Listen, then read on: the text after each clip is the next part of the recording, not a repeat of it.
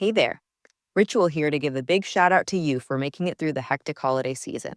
The magic of those family moments, that was you. And now there's new milestones to prep for in 2025. This new year, check clean, quality pregnancy nutrient support off your to-do list with Ritual. We've done the research to create science-backed pregnancy support like our prenatal multivitamin, natal choline, and fertility support, all designed to be taken alongside each other. But don't just take our word for it. They're also third-party tested for microbes and heavy metals and Clean Label Project certified. So whether you're trying, thinking about trying, or already there, we don't have to tell you that prioritizing yourself can be the hardest part. That's why we're helping you get started today with 30% off a 3-month supply for a limited time at ritual.com/podcast. These statements have not been evaluated by the Food and Drug Administration. This product is not intended to diagnose, treat, cure, or prevent any disease.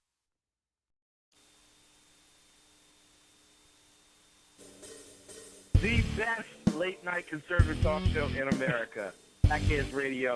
And listen, there are no people better on the air to give you the best in conservative talk than Sackhead Sean and Sackhead Clint. And we're working on the immigration papers for a certain other guy who happens to work here, too. But for those who are tuning in around the world to the best in late-night conservative talk, Sackheads Radio. Hack you. Hack you. Radio. Hack you. Hack you. Radio. Sack.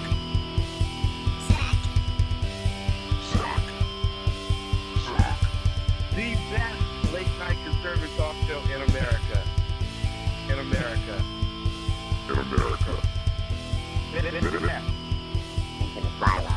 And in this web was a large, I'm pretty sure it was the biggest spider I've ever seen. And welcome to the Sackheads Radio Show live on the SHR Media Network. Thank you so much for joining us on the 28th of September, 2016. I am your host, Sackhead Sean. It is a pleasure to have you with us, as always. Sitting across from me is the amazing, bloviating Zeppelin, BZ Hello. himself. Thank you, sir. And, yeah, so moving on. How was your week, sir? Great. Good. What? Oh, man. It's almost like something's missing again this week. Yeah, because again, there was nothing to talk about. Right. Nothing happened. I think that smartass is talking about Hey! me. Hey, buddy! Hey! Look who it is. Hey!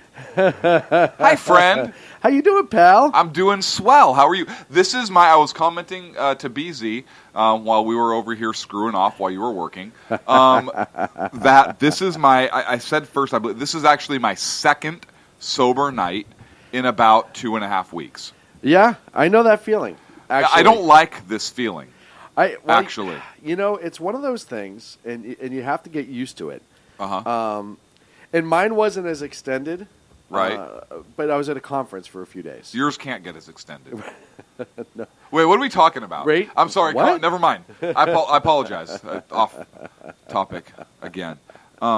Yeah, so I have literally been drunk, I think, or in some various stage thereof, for the last couple weeks up until last night. It's nice to have you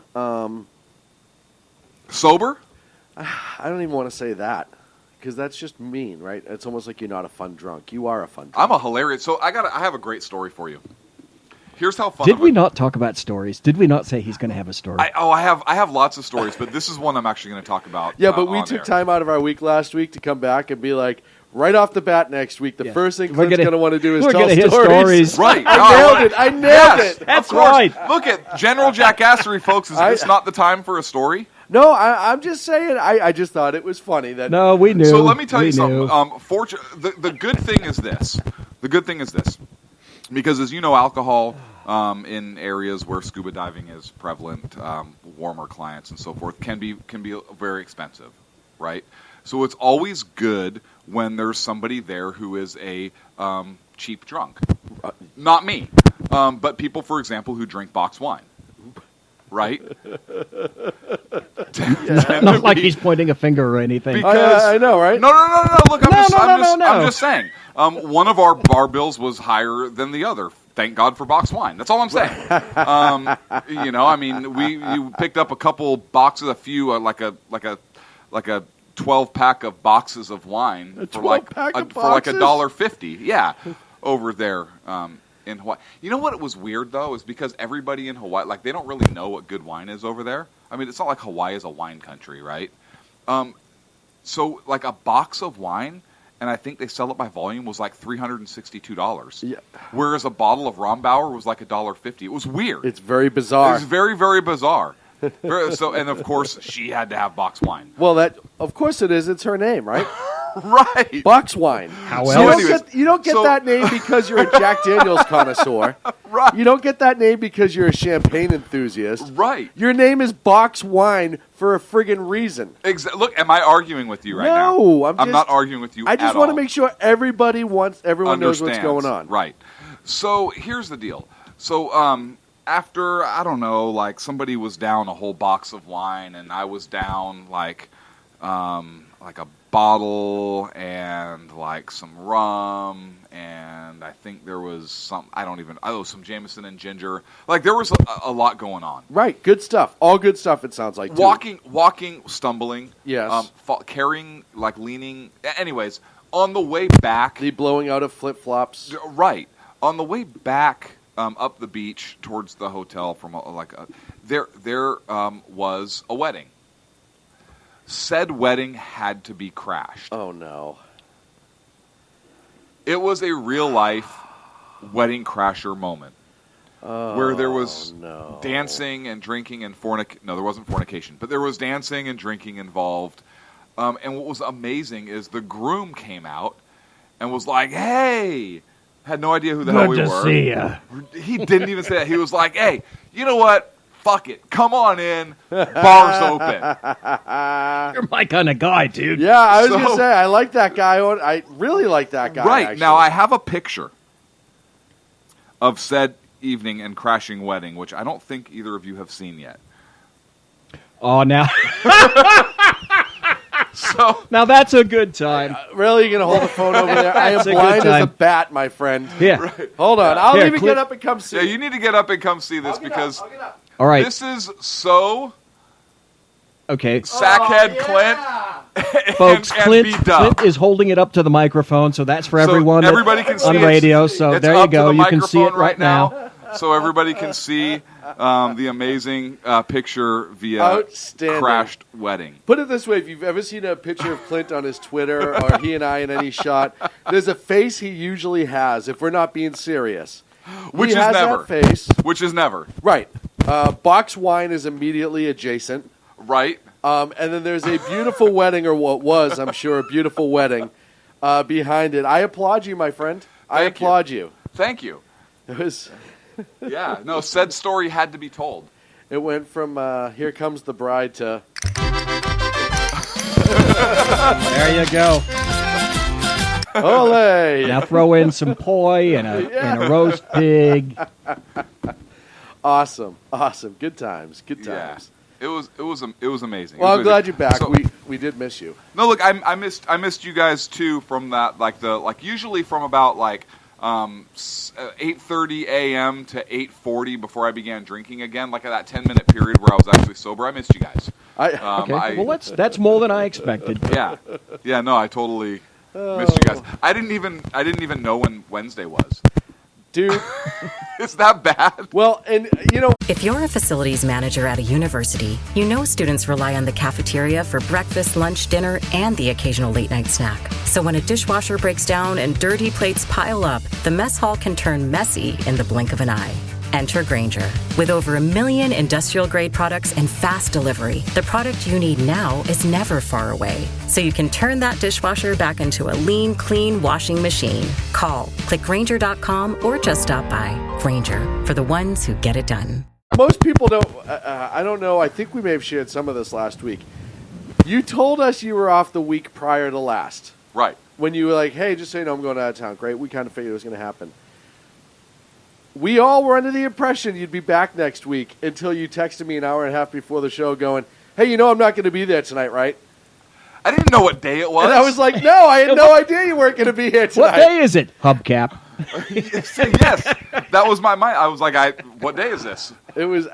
I hope they don't think I'm going to be there because I'm hammered Jumping on a plane and right I'm now. not there. There's a question out of the chat room. Yes. From an individual named Court. I don't know what that means.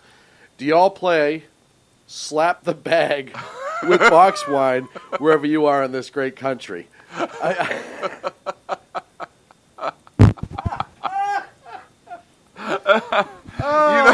And the thing about Court, I'm pretty sure that sounds like an Ohioan. You know what? With the Right? y'all in there, With right? the y'all in there, Yeah. and that almost sounds like an Ohioan thing to say. I'm guessing, If you could text like in an athletic way, right? I think that would have shown up in the font. Right. Right. It's weird how accents come across in font. Absolutely outstanding. Thanks for the question, Court. We're glad you're here. Thank you for the question. It's so nice to find you in chat. I meant in chat. I don't know what else that could have meant. I was just... so other than that, it was a good week. I got some great dive photos. I can't wait to see him after the show. Oh, man. So, I spent a couple days in L.A., and I talked about this a little bit. I realized about L.A., no matter how many times I go to Los Angeles, I hate Los Angeles. Well, Not of the course people. you The do. people were actually really cool. The event was really nice I went to. Just the way the city's designed sucks. Traffic sucks. And nothing is close to anything. No, if you want to go anywhere in Los Angeles, it's 20 minutes to a half hour just to get, I don't know, gas. Right. And that's when you work at the gas station. Right. Yeah, it's just horrible. It is the most poorly designed city I've ever seen. And I've been fortunate enough to travel this country quite a bit. And I think one of the easiest cities to understand is San Diego. If you ever go to San Yes. Diego, I was just there earlier this year. It's laid out, it's logical, it's perfect. You got mountains on the east, you got the friggin' ocean on the west. Mexicans to the south. That's right. And Mexicans to the north. Exactly. If I could fist bump you from here, I would. No, but San Diego is a beautiful city. It is. It's beautiful. It's Very gorgeous. well laid And you out. can get anywhere. You know where you are all the time. And even though, and we've talked about this, even San Francisco is designed far better than L.A. is. Yes, San Francisco's not bad. The traffic is terrible. Right. It's horrible, but it's not designed as poorly. There's a No. lot more things that are close. No, Los Angeles is just wacky. And like I said, I've been a lot Dallas. I've been a lot of places this year alone. And, you get that comparison. You're like, this is just horrendous. I don't know how they do it. I don't know how they live down there. No. I like visiting, but that's about it. Hey, do we have any listeners from Southern California? Any listeners in Los Angeles? I'm sure we do. I know, as a matter of fact, we do. Whether or not they're in chat, no. I don't. Okay. I don't know. Just curious. Yeah, I know we definitely do. I know a couple people personally who listen to us that are out of the LA area. Cool. But Well, here we are. It's dark, tipping our hat at you right now down in L.A. God bless you. and our good friends are checking in. If you're not in chat room, shrmedia.com. Now hang on a click second, live chat. because there was a question that came in as well in terms of what slap the bag is. Not all of our listeners are of a particular generation who would use Urban Dictionary. So here's what it is.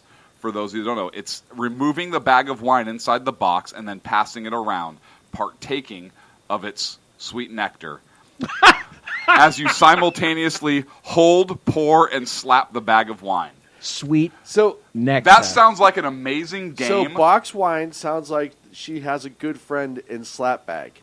This is what it sounds. That person that sent that will forever be known as Forever, Slapbag. yes. So whoever sent that in the chat room is forever known as Slapbag. Jersey Now, Joe. that could have a whole different connotation. No, So no, I no, hope no. that I people mean really wine. understand. I mean exactly. wine. I hope Wine people really specific. understand where that came from. Jersey Joe wants to know what the hell you're actually doing here. So that's I don't pretty- know, Joe. This is what I'm talking. I don't know. I shouldn't be here. I should be somewhere on a beach. I know. I Drinking actually want to something- tweet your existence right now just to prove to people you're not far away and just remotely. You didn't happen to take the cattle car over there, to you? The one time I went to, one of the times I went to Hawaii, I went on Hawaiian Air, and it was a cattle car. No. Oh Hawaiian my Air, God, no. it was terrible. No. Now I've had good experiences on Hawaiian Air, Oh, but I actually boy. flew Alaska. Oh, Alaska's a nice airline. Yeah. The planes fall out of the sky, but the planes look nice. Yeah, and they only look great doing it. they only invert occasionally. That's right. You know what? Invert it. Bring it on! Screw it. Hey, I want to knock on the cockpit door. Hey, Push this bitch over, would you? hey. Bet you can't barrel roll this bitch.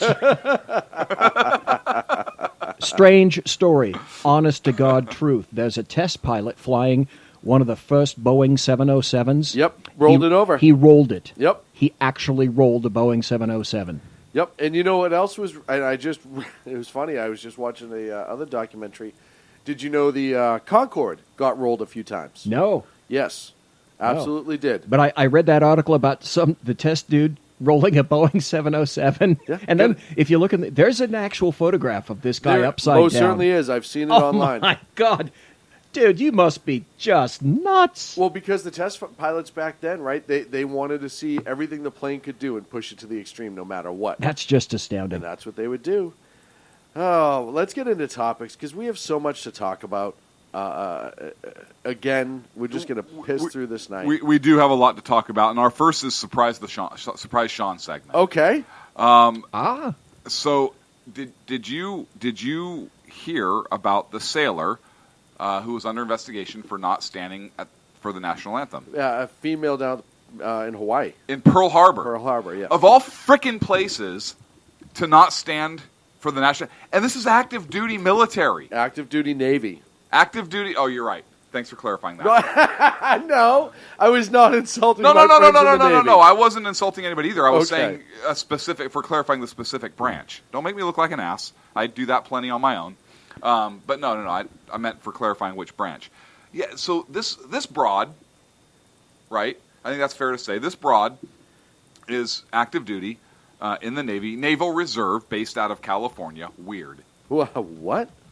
Anyways, national anthem plays at Pearl Harbor in Hawaii, and she fails to stand for the national anthem, which is a violation of the general orders, which she can be prosecuted.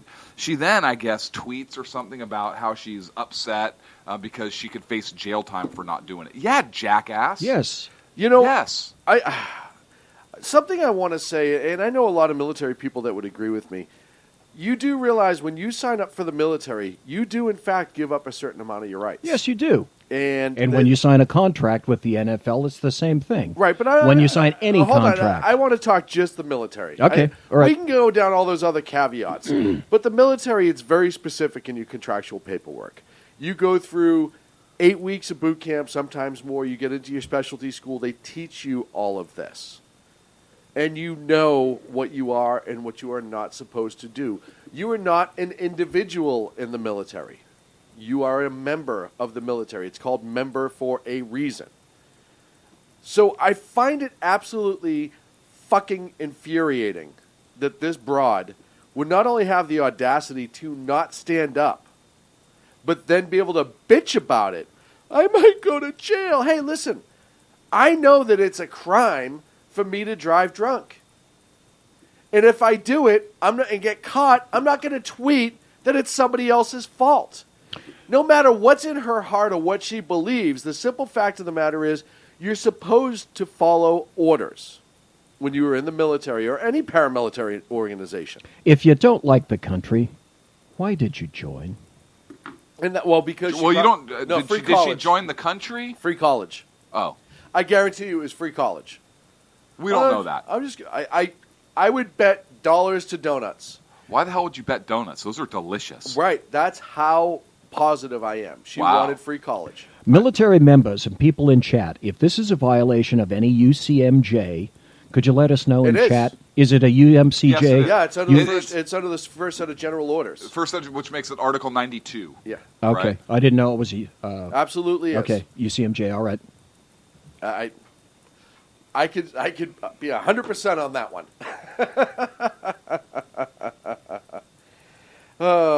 Ken Ken thinks she may have been chasing her baby's daddy, who was enlisted as well. I don't know, Ken. Ken says she needs to break rocks. Yeah, I agree. She does. She needs Now to hang stop on. busting Is Ken? phones. Wait. Now hang on a second. If Sean said that, I would take that as a racial term, meaning rock cocaine.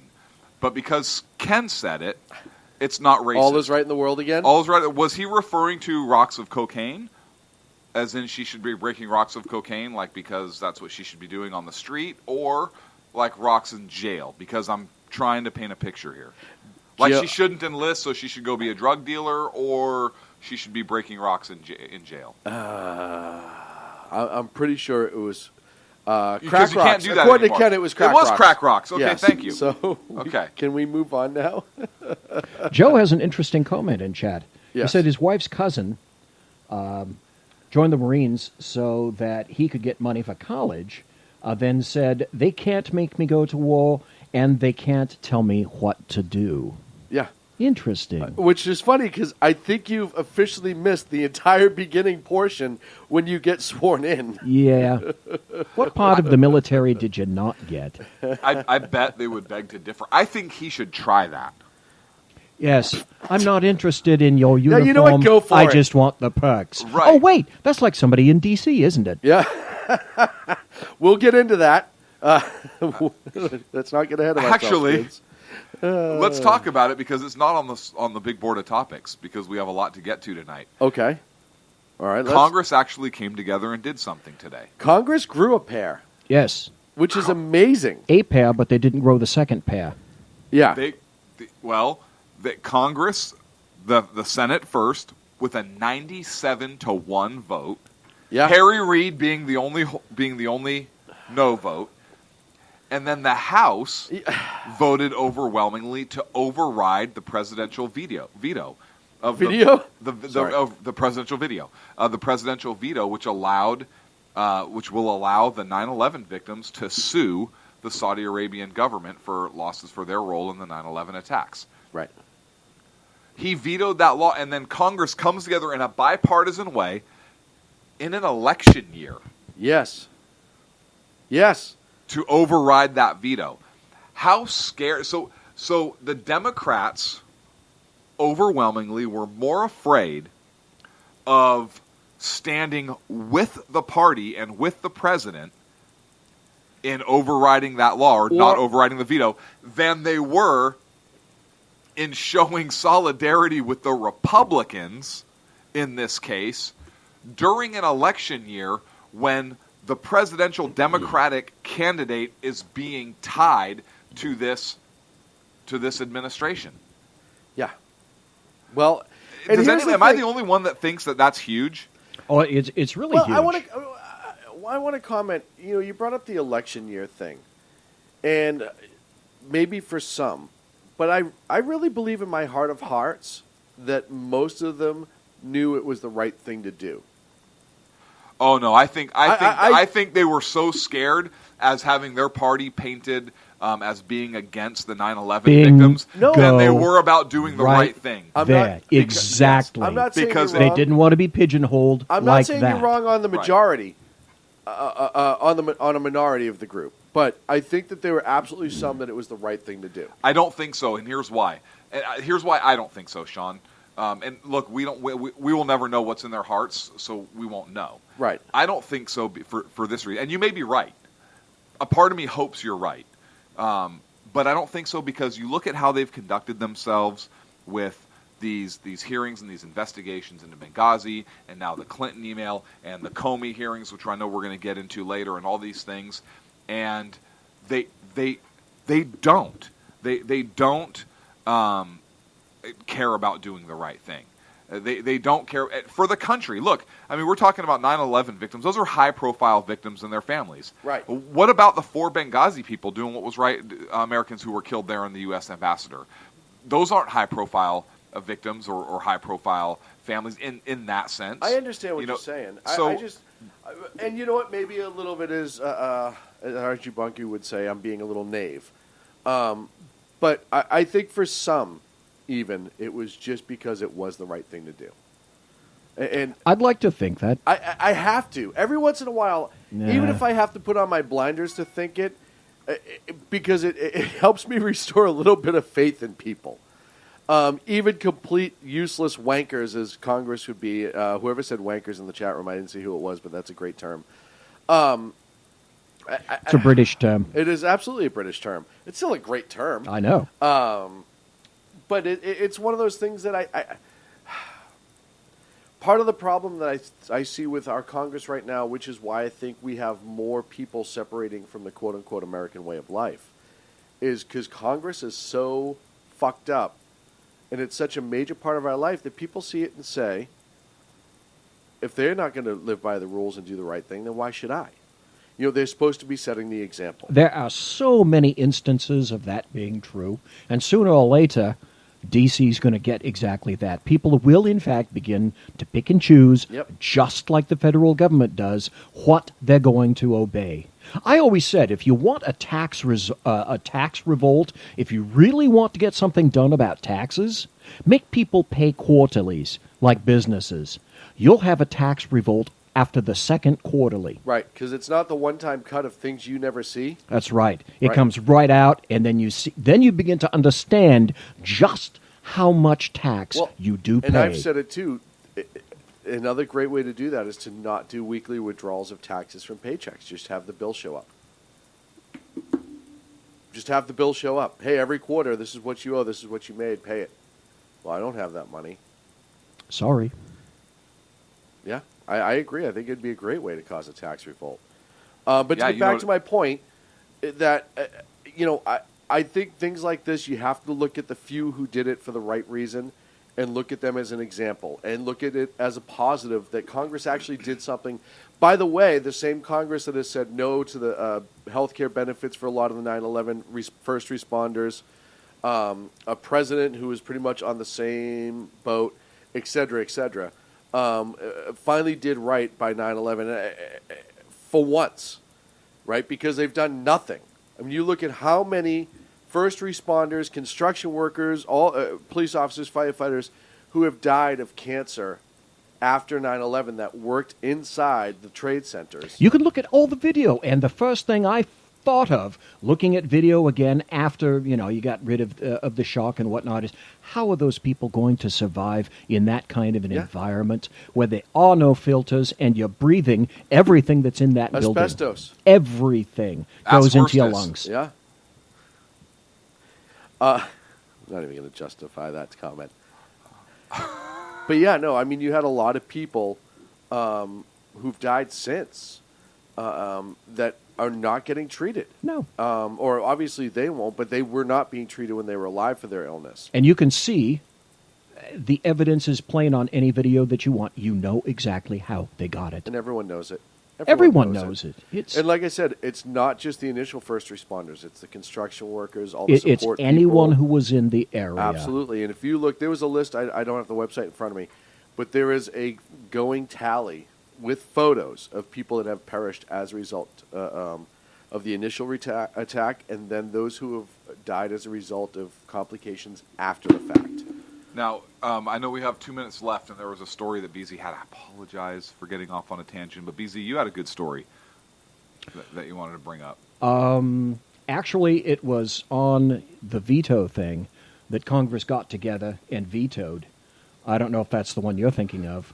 No, it was something with... No, something you said something about the California Democratic Party. Boy, that's interesting. We don't have time for that. Damn! Anyway, that's kind of interesting. If we do have time at the break to come back and do that, will I have some time? You got a couple minutes now. Go for it. To chat about that? It's an interesting article. It's out of Fox News. And the headline on that says, Agency probes whether California Dem Party funneled illicit oil donations to governor. What? Now this is interesting because the charges are an agency is probing whether the California Democratic Party, okay, not one Democrat, not two Democrats, all of them funneled illicit oil donations to the governor. Oh, wait, governor? Would that be Jerry Brown? In the most Leftist green-loving liberal state Jerry Brown? in all of in all of the world? Yeah, but you look at Jerry Brown, and he has pushed back on the environmental groups in certain circumstances. Right, but he also just signed the environmental bill from hell a month ago. Right. Even though he has money in oil companies, and he just bought a whole bunch of land that he's clear-cutting, according to some people. Oil production. For oil production. Right. And it's Governor Jerry Moonbeam Brown. Yeah, AB 32, and that's another reason Look. that you can't create concrete in California anymore. Thank you very much. How look- ridiculous is that? By the way, people listening, did you know that California can no longer produce concrete in the state due to AB 32? Thank you very much. Wait till you see how much money California is going to lose when it comes time to build a wall in Mexico. Hey, that's okay. They're just going to tax the hell out of SHR, so we're good. Yeah, exactly. Okay. All right, so hey, somebody just, Carrie Baxter Donovan, thank you. She posted the 9/11 deaths website in our chat. If you're not there, go to shrmedia.com and scroll up. It is a great website. Jersey Joe's told a story about a friend of his who had 7 different types of cancer. He worked at 9/11, shared this in the chat room. Had no medical coverage, had no benefits as a result, even though he was a medic. I bet you it's I would wager it's at least another 1,000 people. Oh, the list will go on and on. We're up against a break. When we come back, the first volleys have been sent across each other's bows, and there was a debate last night. The first presidential debate in some 2016. Some debate. That we're going to talk about right here on the Sack. Sackheads Radio Show live on the SHR Media Network. The hell is the commercial? There it is. Conservative media done right. You're listening to the SHR Media Network. Breaking news. According to the latest report coming out of SHR Media, a merchandise store to support both the Reaver of Common Sense and SHR Media has just been unleashed to the general public. Be forewarned that this site can be contagious and numerous items can be purchased to support the best news programming. Go to Reaver.one website and click on the store link to check out the merchandise.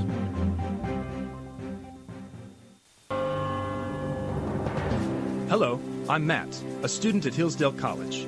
Here's Hillsdale President Larry Arnn on the continuing relevance of the Constitution. Many argue today that the Constitution is outdated because it addresses problems peculiar to the 18th century. Some parts of the Constitution do read rather quaintly.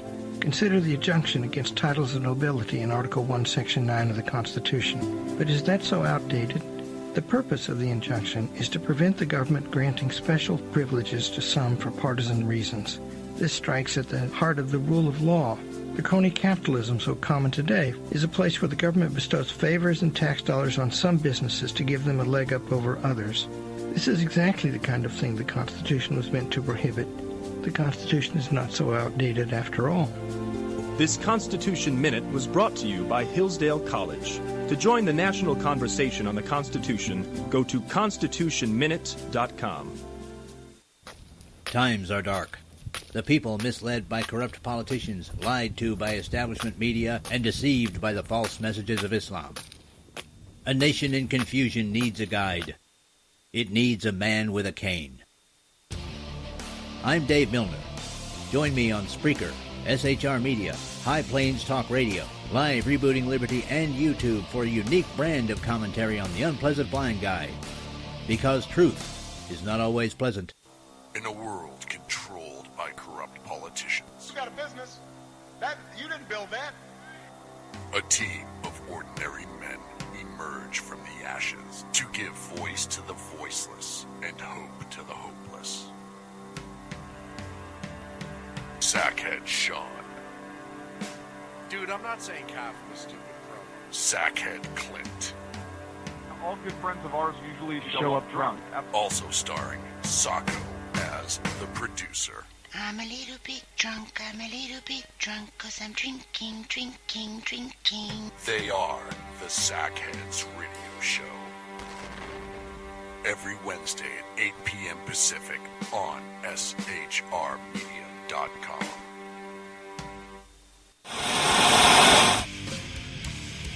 Beware, the Jersey Takeover is here. Every Monday through Friday, 11 a.m. to 1 p.m. Eastern Standard Time.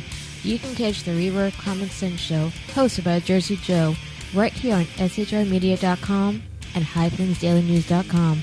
Only Jersey can deliver hell like no one else, so consider this your fair warning.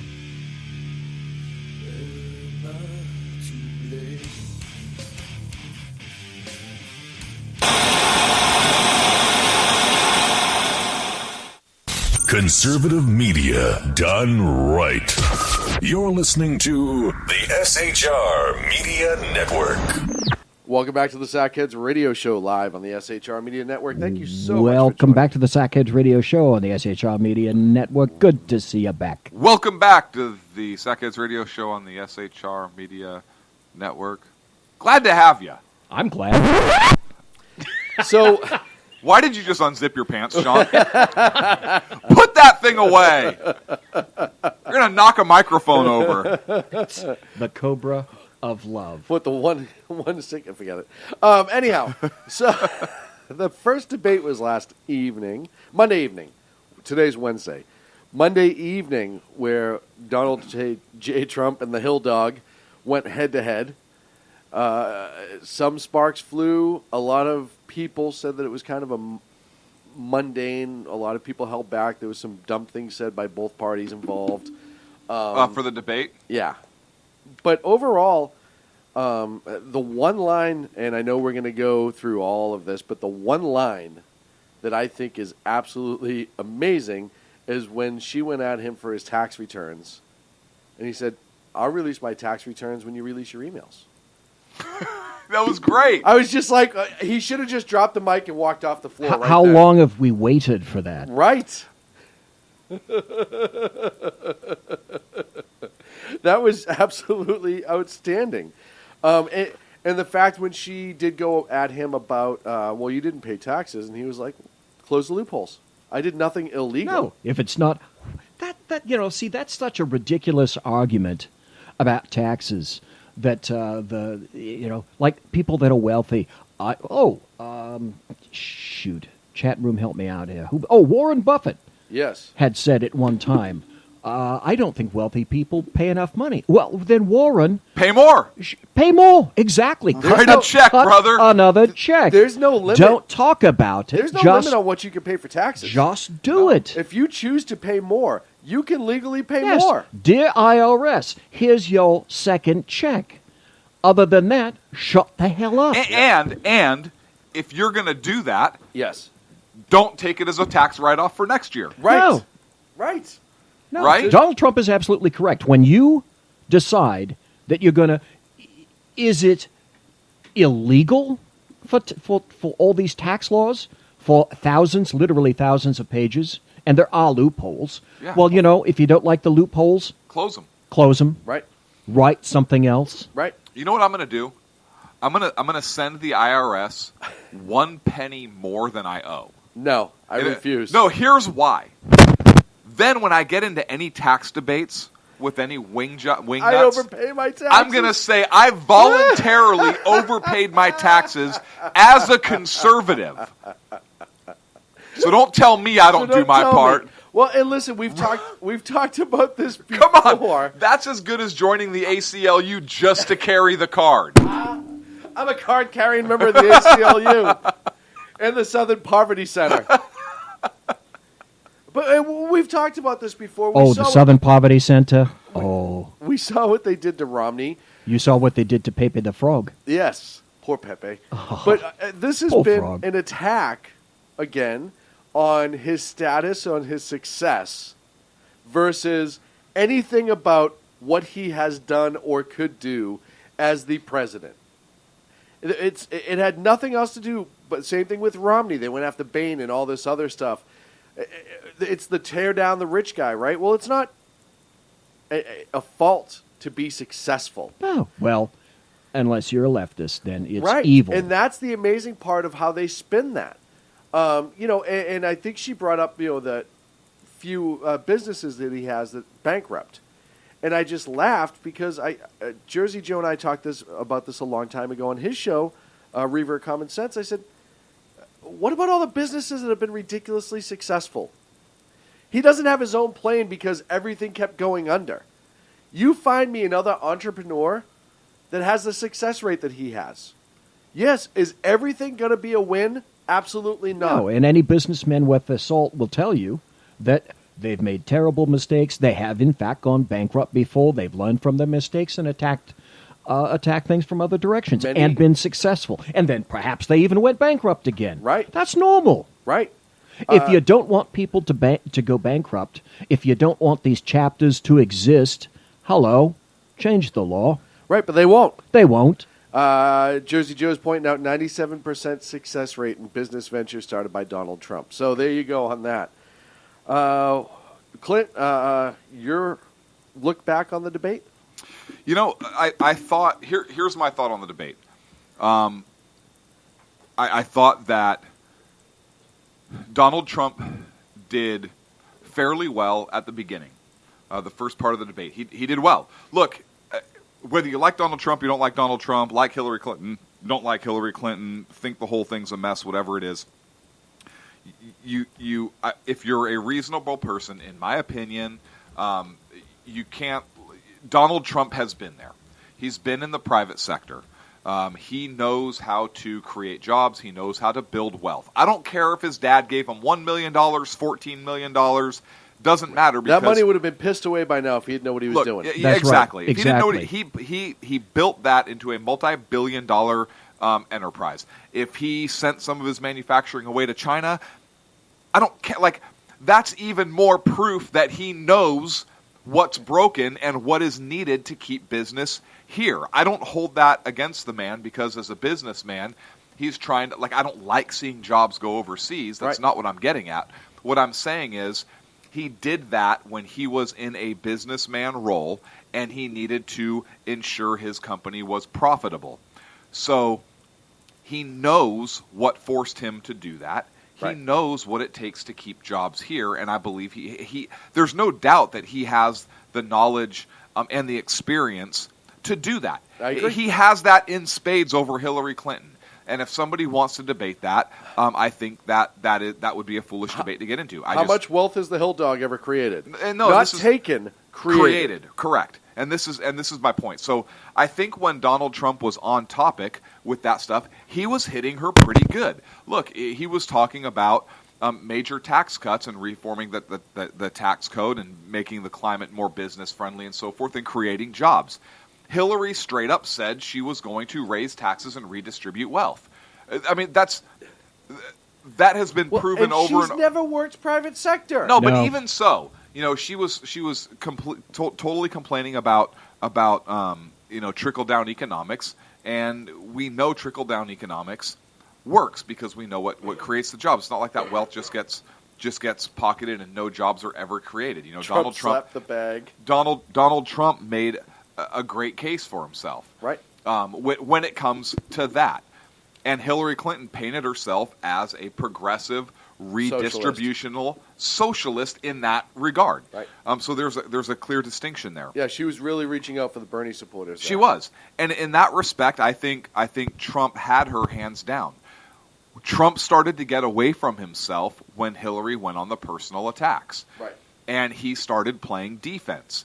Now, I think Hillary had a great line when she said, yeah, I did stay home. I was preparing for this debate, and I was preparing to become president of the United States. Great line on Hillary's behalf. I mean, that's a memorable line for Hillary Clinton, and I think she scored some points with that. Hillary was smart in that she knew that if she were to attack Trump, he would kind of become off his game, get unhinged, because that's how he responds, and he did. He started going down that road, which is a road that people don't like that part of him. I think overall, because Donald Trump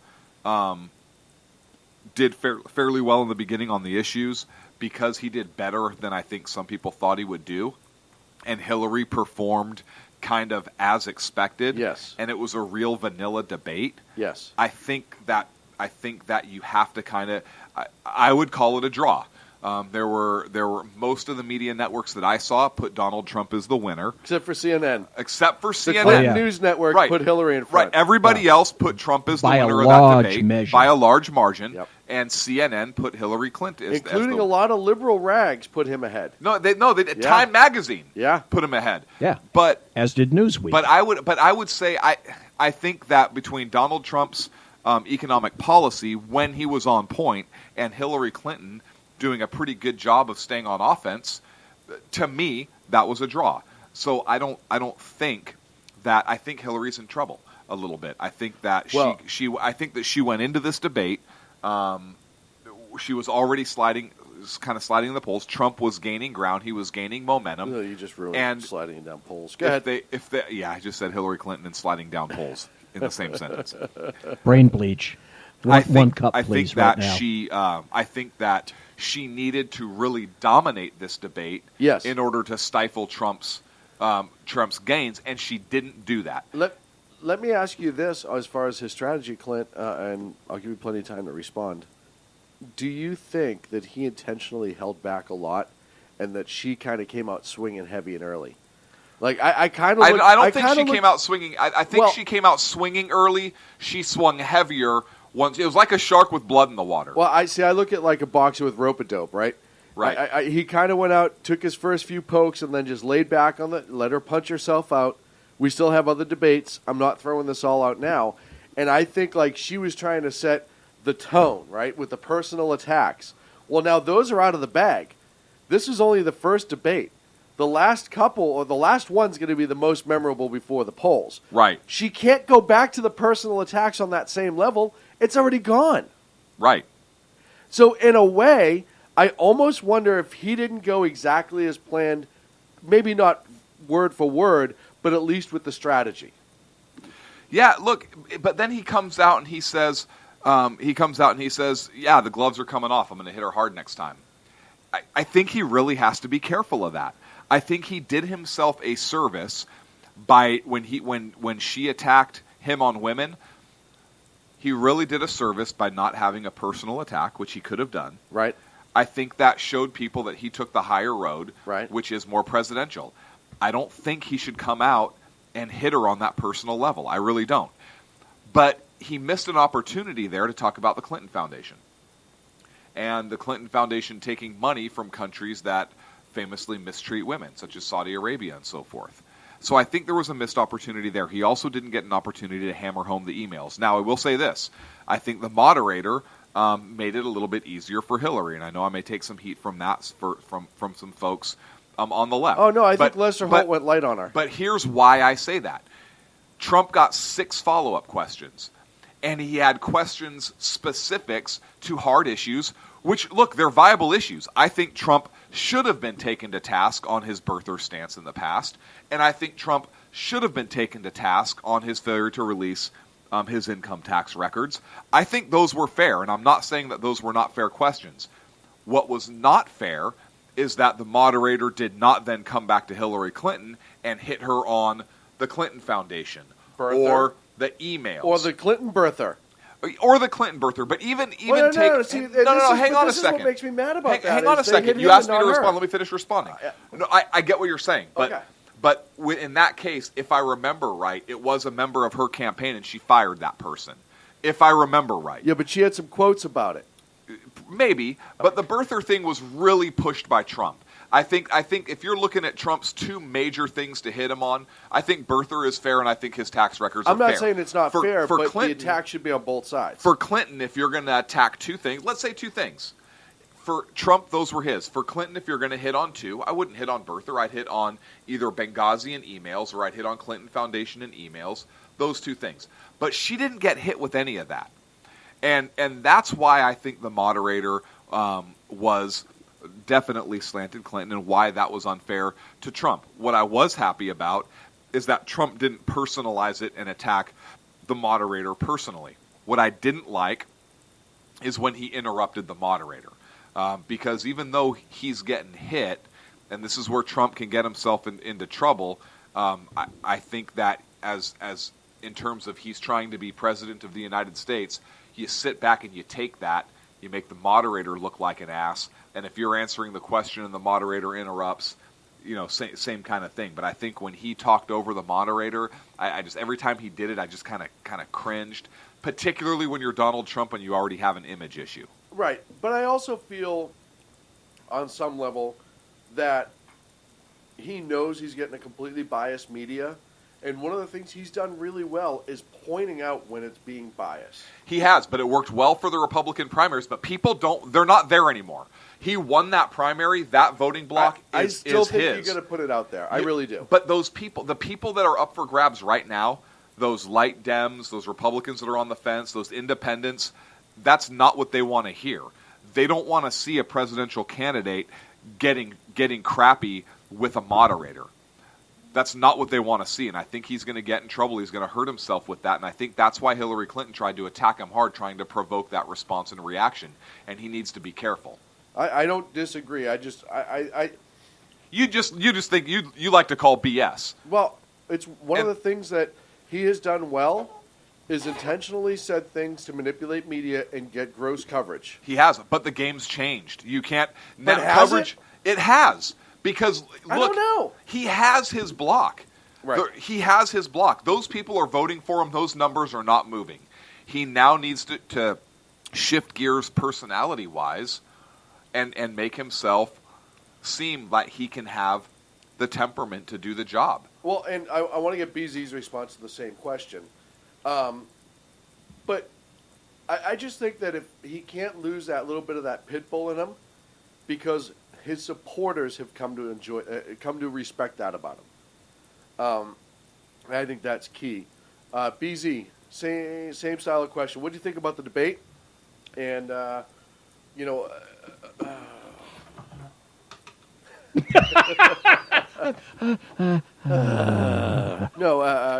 your debate reaction.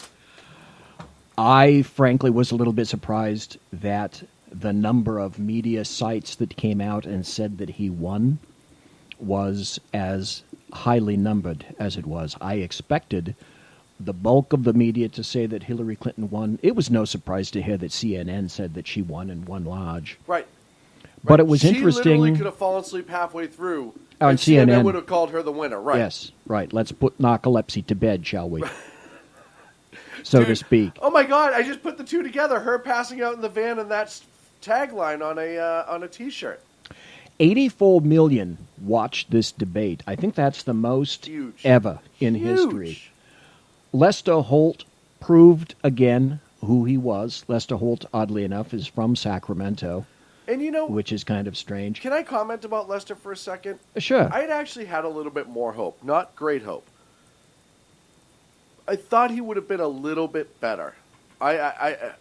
Lester Holt. He's not known as being the massive leftist that like a Crowley. He keeps his politics pretty quiet. Fairly, yes. Do I think he's a leftist? Absolutely. But I think that also goes to show you that it's not his questions that he's being forced. Whoever is that moderator oftentimes is just a talking head. Clint, do you agree with that? Yeah, absolutely. Okay. I was hoping you would have had a little bit more than that. No. I've talked a lot. No, listen, his retort was succinct, if nothing else. And now over to Clint for some in-depth analysis. Yes. Absolutely. Yes. Absolutely. Back to you, BC. 7 minutes, go. No. Holt interrupted Donald Trump 41 times. He interrupted Hillary Clinton 7 times. Holt challenged Trump with follow-up questions 6 times. Holt did not have one challenge question for Hillary Clinton. And now, let me go back to you, Clint, because we had the discussion a moment ago about the interruptions. 41 times. I interrupt you 6 times, maybe a show in a 2-hour thing. Right, you interrupt me 6 times in a matter of 10 minutes. Right? It gets aggravating. Right. It does. And I fully admit it. I do it too on purpose. No, here's why. Look, it doesn't get aggravating for me because I think we have good back and forth, and I know you're not doing it to be a jerk most of the time. Most of the time. Too bad you couldn't see the look on Sean's face, Most of the ladies and time. gentlemen. Most of the time. No, look, because look, we engage in good discussion. So for us, it's different. But if it's in a debate format, if I'm asking you a question, when we call each other on that, for the most part, I think what I've noticed is when I ask you a question, you respond, and then I interrupt, or vice versa, kind of like earlier, right? I was Which like, hey, wait a never second, happens. you asked me a question. Which never happens. Right. So I think that's different than you and I. Which speaks to your point, Sean, about Trump bridling just a bit and interrupting Lester Holt. Yeah. Yeah, what goes around comes around. He was perceiving that he was chopped off at the knees, so you're going to get some Donald Trump coming back at you. And I think, first of all, I think the interruptions were intentional to try to get him aggravated. I really do. I think that they're going to try to push his buttons to get him to kind of get frantic and get loud. But I don't care who you are and what debate you're in. 41 times when you're interrupted by the moderator while you're trying to make your point, I think you have the right to push back. Certainly. That's human nature. And I think for him, he actually handled it well. To be honest, Donald Trump overall did a little bit better than I hoped. One particular point that to me, just out of the perspective, was significantly galling was Lester Holt's and much of leftists, their interpretation of stop and frisk. Yes. And the statement by Lester Holt that stop and frisk is unconstitutional. Right. Ladies and gentlemen, stop and frisk is not unconstitutional. It has been upheld. From a female judge who had an initial ruling that said that, in her opinion, she thought the New York Police Department, that was unconstitutional. However, that particular judge was cut off at the knees by another federal judge. The ruling did not stand, which leftists will not tell you. They'll simply conclude that it was unconstitutional. Trump pushed back, and Trump was right. And then Rudy Giuliani came back and said, and here's why. Terry versus Ohio. Every baby cop on the planet that came out of the United States Law Enforcement Academy knows about Terry versus Ohio. There are three types of encounters. There's a consensual encounter, there's reasonable suspicion, and then there's probable cause. You have to have some kind of amount of reasonable suspicion. Hold on, I'm trying to write that down. To stop and frisk someone. So NYPD has continuously had that. Now the policy is such that under de Blasio, and this is how he ran, is that he was going to make it now a policy. It's not law. It's not unconstitutional that the department itself, with Bratton as a police commissioner now, they've stopped stop and frisk. That is a policy. That is not a law. And crime has and gone up the law is Terry v. Ohio.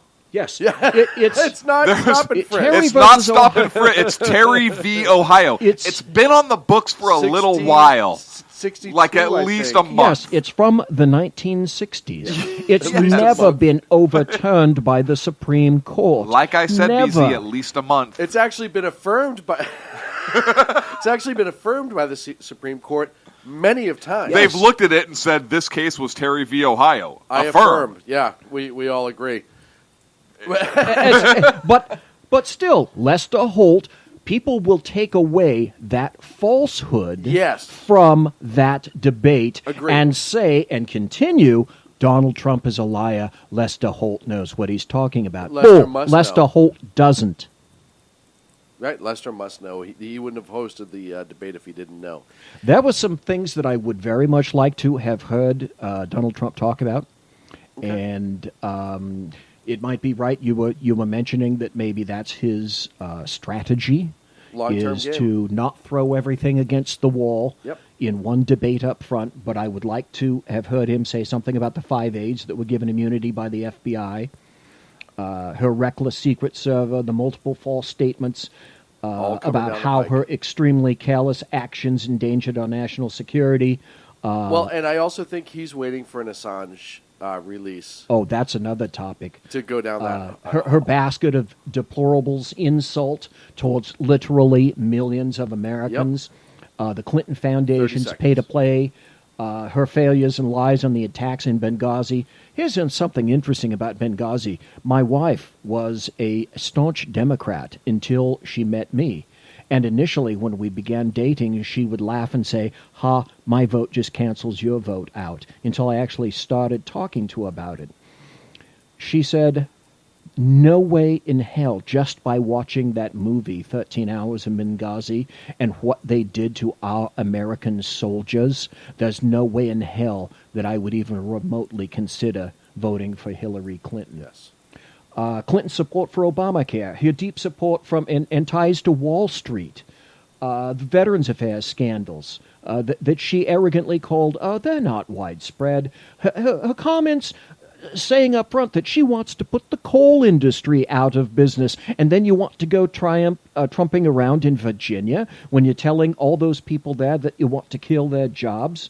Her deception, her lack of transparency about her health and just about every issue. Everything else with her.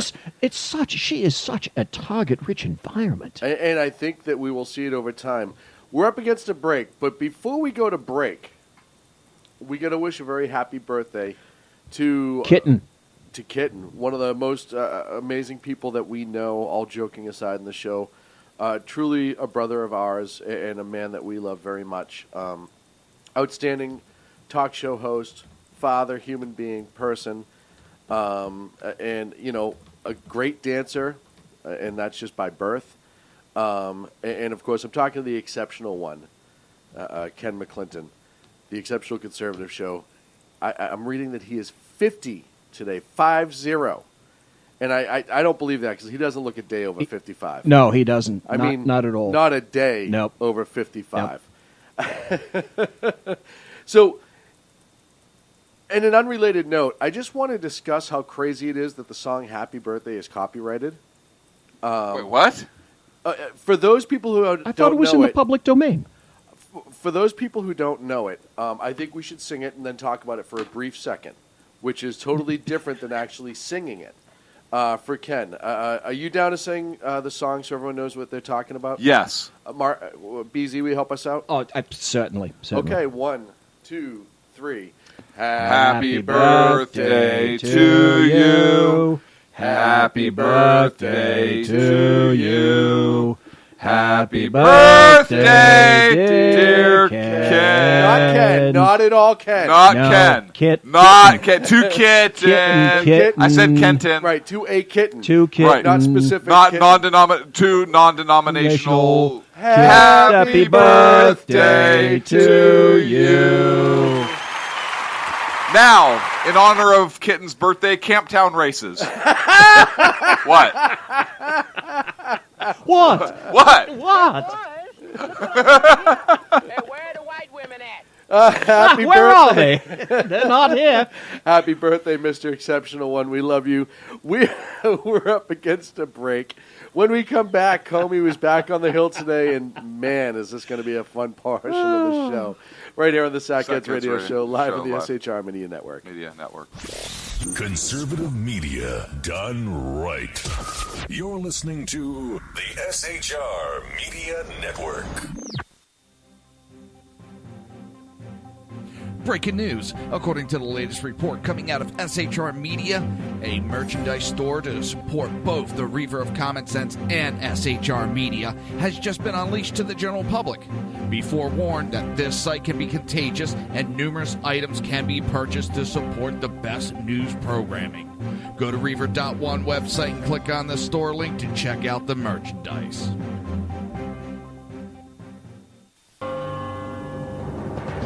Hello, I'm Matt, a student at Hillsdale College. Here's Hillsdale President Larry Arnn on the continuing relevance of the Constitution. Many argue today that the Constitution is outdated because it addresses problems peculiar to the 18th century. Some parts of the Constitution do read rather quaintly. Consider the injunction against titles of nobility in Article 1, Section 9 of the Constitution. But is that so outdated? The purpose of the injunction is to prevent the government granting special privileges to some for partisan reasons. This strikes at the heart of the rule of law. The crony capitalism so common today is a place where the government bestows favors and tax dollars on some businesses to give them a leg up over others. This is exactly the kind of thing the Constitution was meant to prohibit. The Constitution is not so outdated after all. This Constitution Minute was brought to you by Hillsdale College. To join the national conversation on the Constitution, go to constitutionminute.com. Times are dark. The people misled by corrupt politicians, lied to by establishment media, and deceived by the false messages of Islam. A nation in confusion needs a guide. It needs a man with a cane. I'm Dave Milner. Join me on Spreaker, SHR Media, High Plains Talk Radio, Live Rebooting Liberty, and YouTube for a unique brand of commentary on the unpleasant blind guy. Because truth is not always pleasant. In a world controlled by corrupt politicians, You got a business. That you didn't build that. a team of ordinary men emerge from the ashes to give voice to the voiceless and hope to the hopeless. Sackhead Sean, Dude, I'm not saying Kaufman is stupid, bro. Sackhead Clint, All good friends of ours usually show up drunk. also starring Sacco as the producer. I'm a little bit drunk, I'm a little bit drunk, 'cause I'm drinking, drinking, drinking. They are the Sackheads Radio Show. Every Wednesday at 8 p.m. Pacific on SHRmedia.com.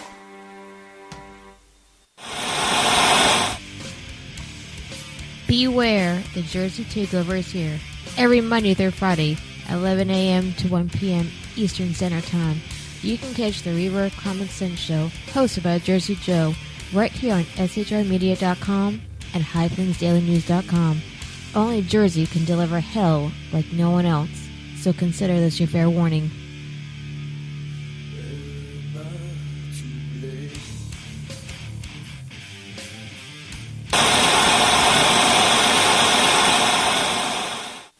Conservative media done right. You're listening to the SHR Media Network. Welcome back to the Sackheads Radio Show live on the SHR Media Network. For everybody that's yelling at us for singing, go to hell. Who is yelling at us about singing? It doesn't matter. I mean that in the nicest possible way, but you know what? It's Ken. It's the least we can do. Right? Yeah. And we always do the least we can do. What I meant was, it's the... Look, after all the racist jokes you make about that man,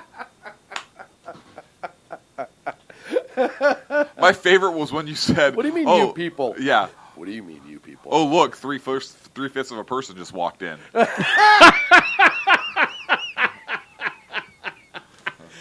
And then you corrected me to 7/5. Right. And I was like, that's not nice. Right. I was like, hey, should Ken become a voting member of SHR? You were like, why not? We'll outvote him every time. He's only 3/5. All in favor? Don't even bother. Don't even bother, Ken. He's It's all 3/5 funny in until favor. you lose by 3/5 of a vote, huh? Damn, 1 3/5 to 2. Dang it. Are you kidding me? So you're saying that the three guys that host a talk show aren't great singers? If we were good singers, guess what we would be doing? Yeah. Singing. Not this. Hosting a damn talk show. Right. Exactly. Gosh, you know. Who said that? Who said that? I'm not saying it. Who said it? Let's see. I think Jersey Joe said my ears are bleeding. Carrie said it was really bad. I got like 12. Who said it was really bad? Carried in the chat room. I got like 12 different text messages almost immediately, 3 tweets and 2 Facebook messages. And that's people who haven't heard the replay yet. Hey, you know what? F them if they can't take a joke. Hey, you know what? I'm still going what? to sing happy birthday to my buddy. And that's just the Sackheads. Sackheads is a former boy band. Yes, that's exactly what we are. Speaking of boy bands, the House Oversight Committee. Boy bands. Isn't that a cock ring? No. Isn't that what it's called? Oh, Is that, or am I thinking of something else? Wow. All righty then.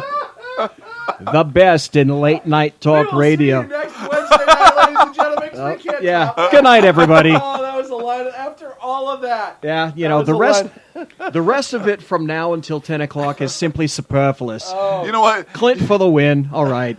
That's it. Maybe that We're should done. Be, maybe that should be tagged, and that should be a commercial. Yeah, yeah. Let's get right on that. Because every good advertising had the word cock ring in it. That'll really get you the listeners. I'm sorry, are you still saying something? Because I dropped the mic a while ago. Okay. Oh, and we're all sober. That's the amazing part about this. Right? We're all sober. Oh, wow. So anyhow, How do you? Now what do we do? No. What do we do? No, I gotta talk about Comey and the House Oversight. That's right. How do you follow you that up? Me? It's just, great comment, but thanks. Ken, save us. It's your birthday. Go, Shoddy. It's your birthday. Gentlemen, I am very, very well pleased with the motivation for that type of language. I believe in cock, too. And listen, that's why I married Michelle.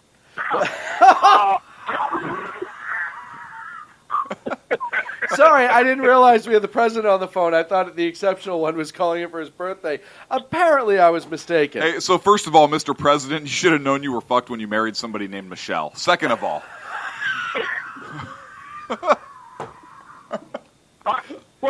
I'm sorry.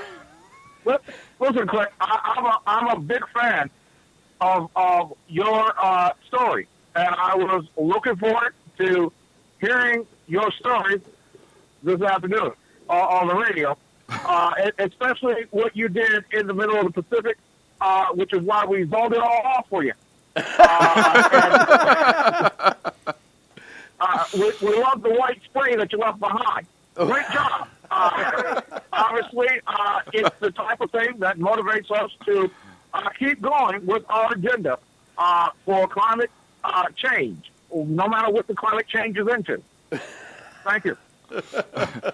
You're welcome, Mr. President. By the way, congratulations on having your veto overridden. We are working on that as we speak. We are making certain that Hillary Rodham couldn't have a list of those who voted for the veto, and we will be having special elections in a couple of weeks to replace all those who did vote that way. Nothing like government at work.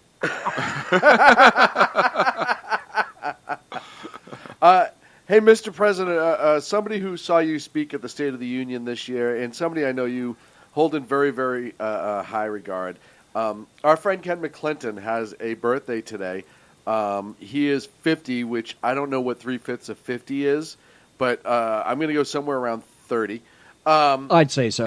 That's fairly safe. Is there anything you would like to say to him on his birthday, sir? I would, and thank you for giving me the opportunity to extend on behalf of Malia, Masha, and all the other Brady kids that I have, and as well Michelle, who has a lovely G-string on. I just want to say he's a ignorant MF, and I hope he dies soon. Well, Mr. And I will President. never show myself on his show ever. He is an excuse for good racism in our country. Thank you. Good racism. All right, I'm glad I have you on record with that. Well, sir, we appreciate you calling in. We do have to speak about the leader of your FBI today, Mr. Comey. Your thoughts from him on the Hill? In my third term, he will still be FBI director. I love Comey. I love him dearly. Oh, and you have pictures of him, I assume, doing something of ill fame? Well, they don't call Mr. Weiner the FBI Man of the Week for nothing. I'm just saying. But, gentlemen, I want to thank y'all so much. Thank you all for your song. And listen, Stevie Wonder is sitting here, and he is embarrassed with the rhythmic pattern of your happy birthday song. And listen, in all sincerity, I love you all, and I can't wait to us getting together again in Vegas. We love y'all. We all love you too, Love you buddy. too, Thank bud. you so much, and happy birthday, my man. Happy birthday, brother. Happy birthday. And do me a favor, give Mrs. Biggs a hug and a kiss from all of us. I can't do that. Michelle's in there now. And Ken, when I said happy birthday, brother, I meant that in the ER sense and not the A sense of the word. On the other hand... I did get the DNA records, Clint, and I have something to tell you after the show. I knew you were the father. And also the uncle. That's amazing. and the mother. Apparently, hermaphrodites are more common than we thought. Is Ken trying to intimate something about a wood pile? That took a second for me. Thank you. Thank you. Oh, that's great. Love you, BZ, man. You do a great job on my program on Mondays. I love you, man. And I love the way you defend me on this particular program. No one That's like you right, defends- mister. On the air. Yeah, on On the the air. air. Listen, BZ's over here with a pillowcase and a pair of scissors. Now, it's not important what he's doing, Ken. But I think it's amazing how he sewed it into a triangle. Or Right. more of a cone. Right. Now, Halloween is coming up. Right. So That's I'm right. guessing I'm maybe he's going to starting be early. a ghost. Right. That's all. And we did have to correct him that it's ghost. You can't say spook. It's actually Right. a ghost. It's, Right. it's ghost. Right. Because Yeah. that's not even funny anymore. No, And- it's not. It's not funny. And Ken, you'll be at happy all. to know that my title that was given to me as the blatant bigot isn't hanging so strong around my neck anymore. It's kind of floating amongst the room. Back from this table to... You are a great influencer.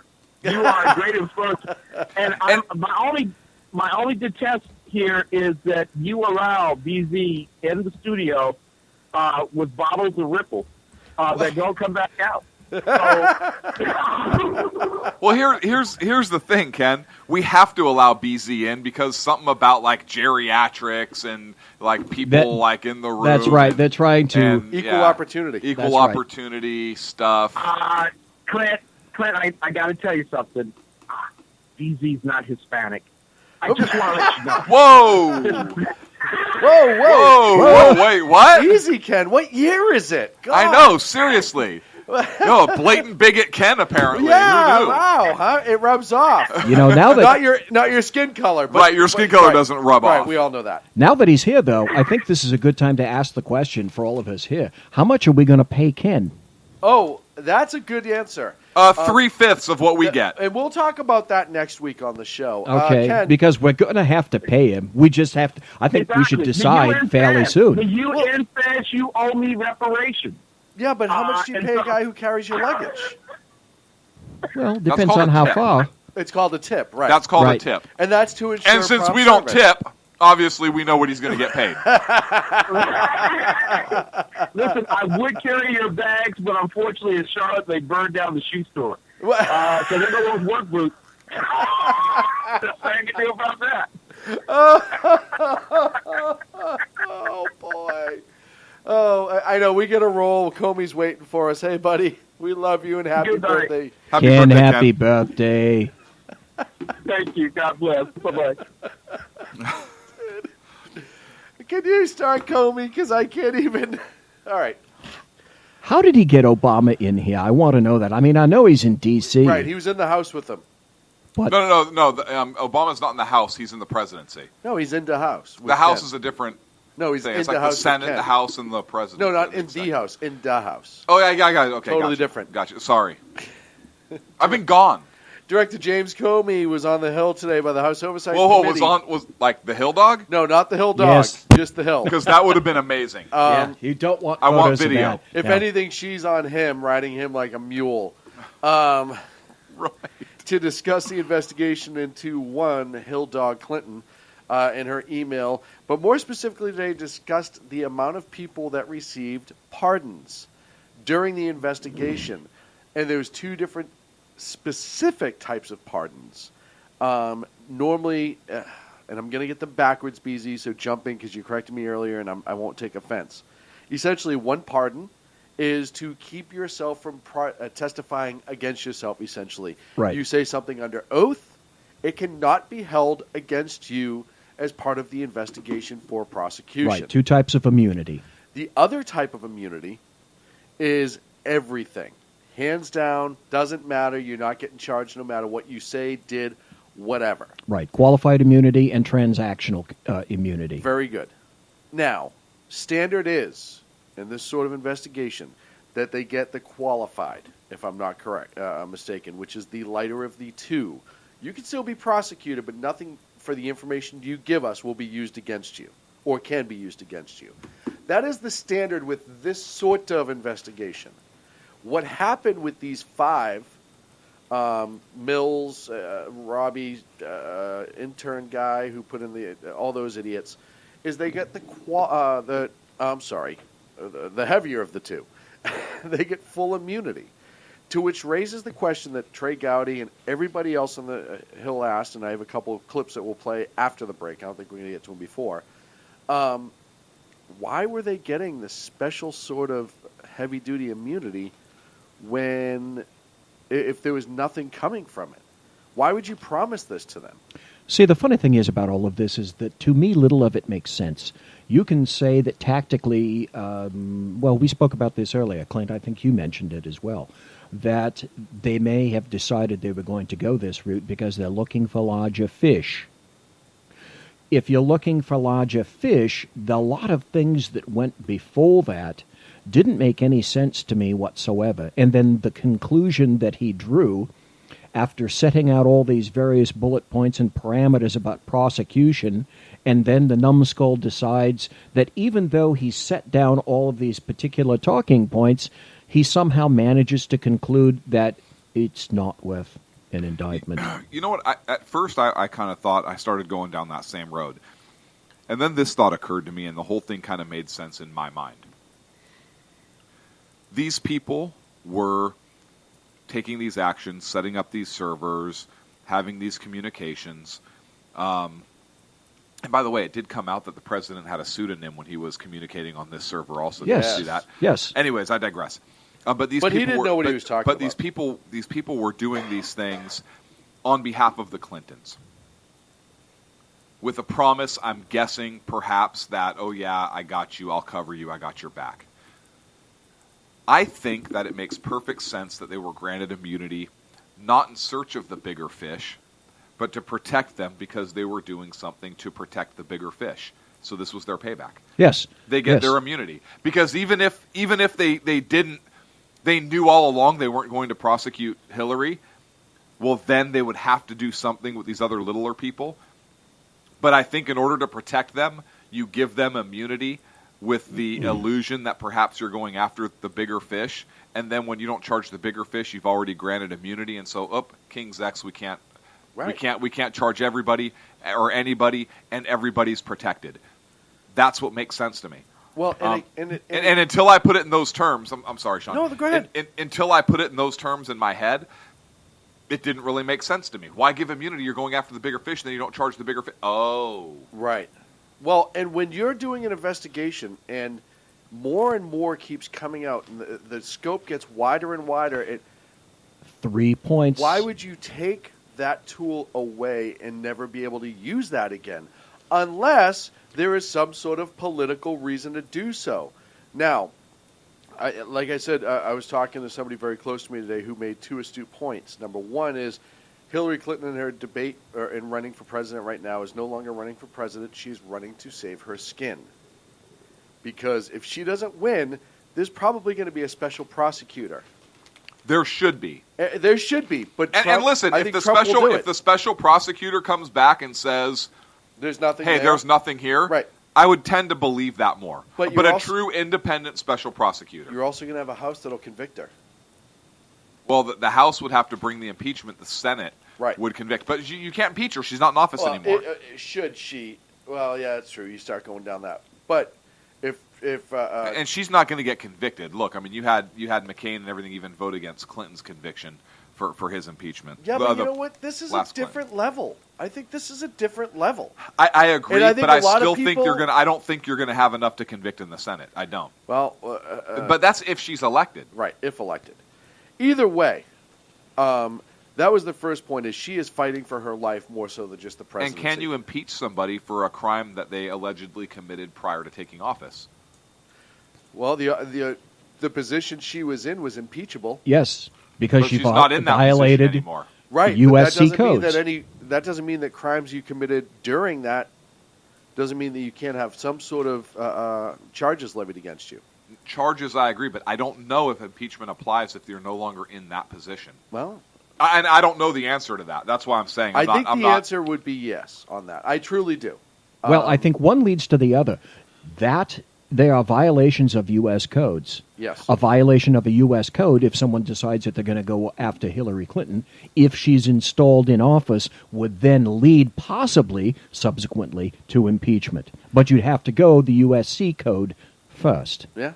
Well, there are 3 points that I'd like to make. Go ahead. Many things are unfolding. We see now that Obama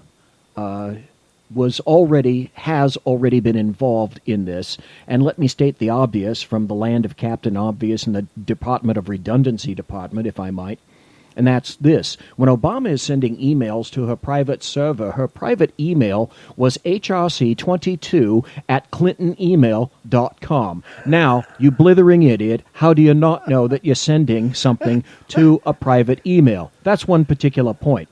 The second point... How she tried to hide it so well. Yes, it was... Nobody ever would have figured that out. No, certainly not.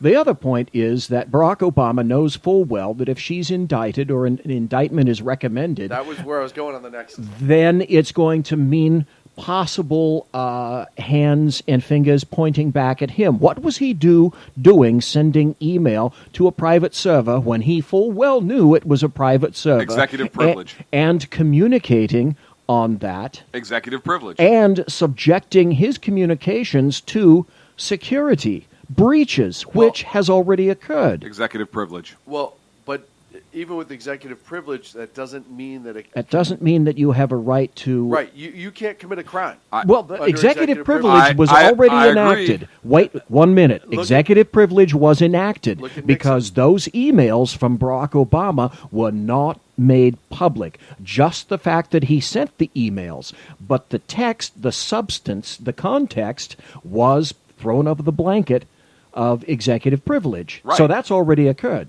Right. No, we know that's, it's there. That's my point. But we won't know the context. That's my point. We know it's there, but are you really can you go after Obama? No, because he's going to claim executive privilege. I mean, it literally could have been an email. We all know probably not, but it could have been an email that said happy birthday or nice dress or your ass was looking mighty fly in those jeans. I mean, it could have said anything. We don't know. Yoga classes. Right.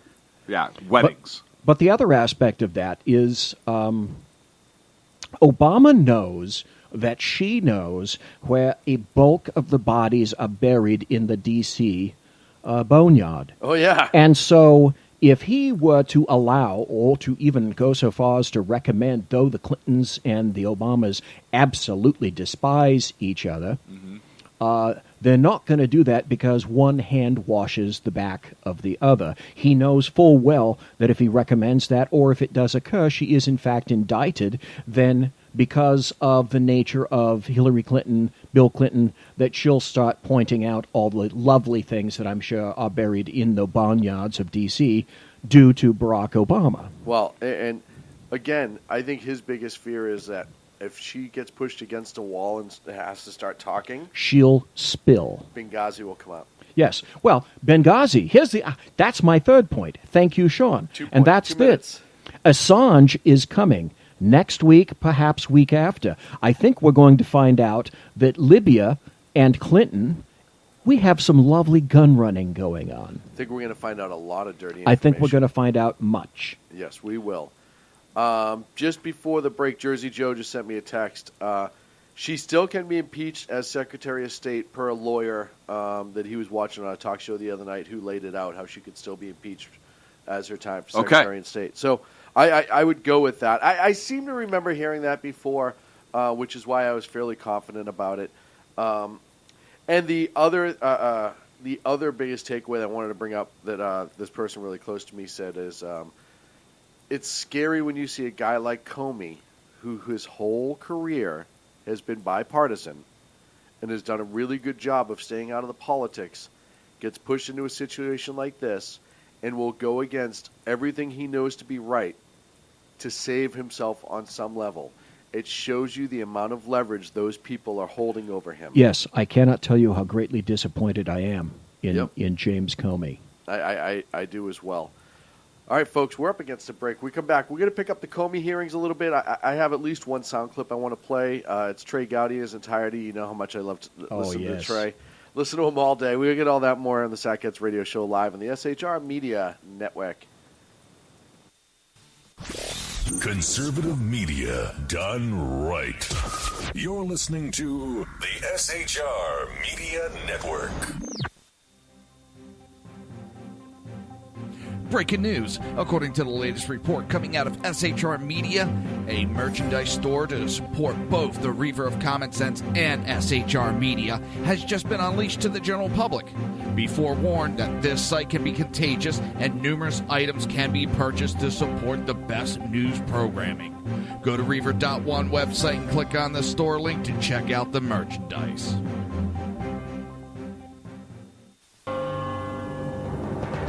Hello, I'm Matt, a student at Hillsdale College. Here's Hillsdale President Larry Arnn on the continuing relevance of the Constitution. Many argue today that the Constitution is outdated because it addresses problems peculiar to the 18th century. Some parts of the Constitution do read rather quaintly. Consider the injunction against titles of nobility in Article 1, Section 9 of the Constitution. But is that so outdated? The purpose of the injunction is to prevent the government granting special privileges to some for partisan reasons. This strikes at the heart of the rule of law. The crony capitalism so common today is a place where the government bestows favors and tax dollars on some businesses to give them a leg up over others. This is exactly the kind of thing the Constitution was meant to prohibit. The Constitution is not so outdated after all. This Constitution Minute was brought to you by Hillsdale College. To join the national conversation on the Constitution, go to constitutionminute.com. Times are dark. The people misled by corrupt politicians, lied to by establishment media, and deceived by the false messages of Islam. A nation in confusion needs a guide. It needs a man with a cane. I'm Dave Milner. Join me on Spreaker, SHR Media, High Plains Talk Radio, Live Rebooting Liberty, and YouTube for a unique brand of commentary on the unpleasant blind guy. Because truth is not always pleasant. In a world controlled by corrupt politicians, You got a business. You didn't build that. a team of ordinary men emerge from the ashes to give voice to the voiceless and hope to the hopeless. Sackhead Sean, Dude, I'm not saying Kaufman is stupid, bro. Sackhead Clint, All good friends of ours usually show up drunk. also starring Sacco as the producer. I'm a little bit drunk, I'm a little bit drunk, 'cause I'm drinking, drinking, drinking. They are the Sackheads Radio Show. Every Wednesday at 8 p.m. Pacific on SHRmedia.com.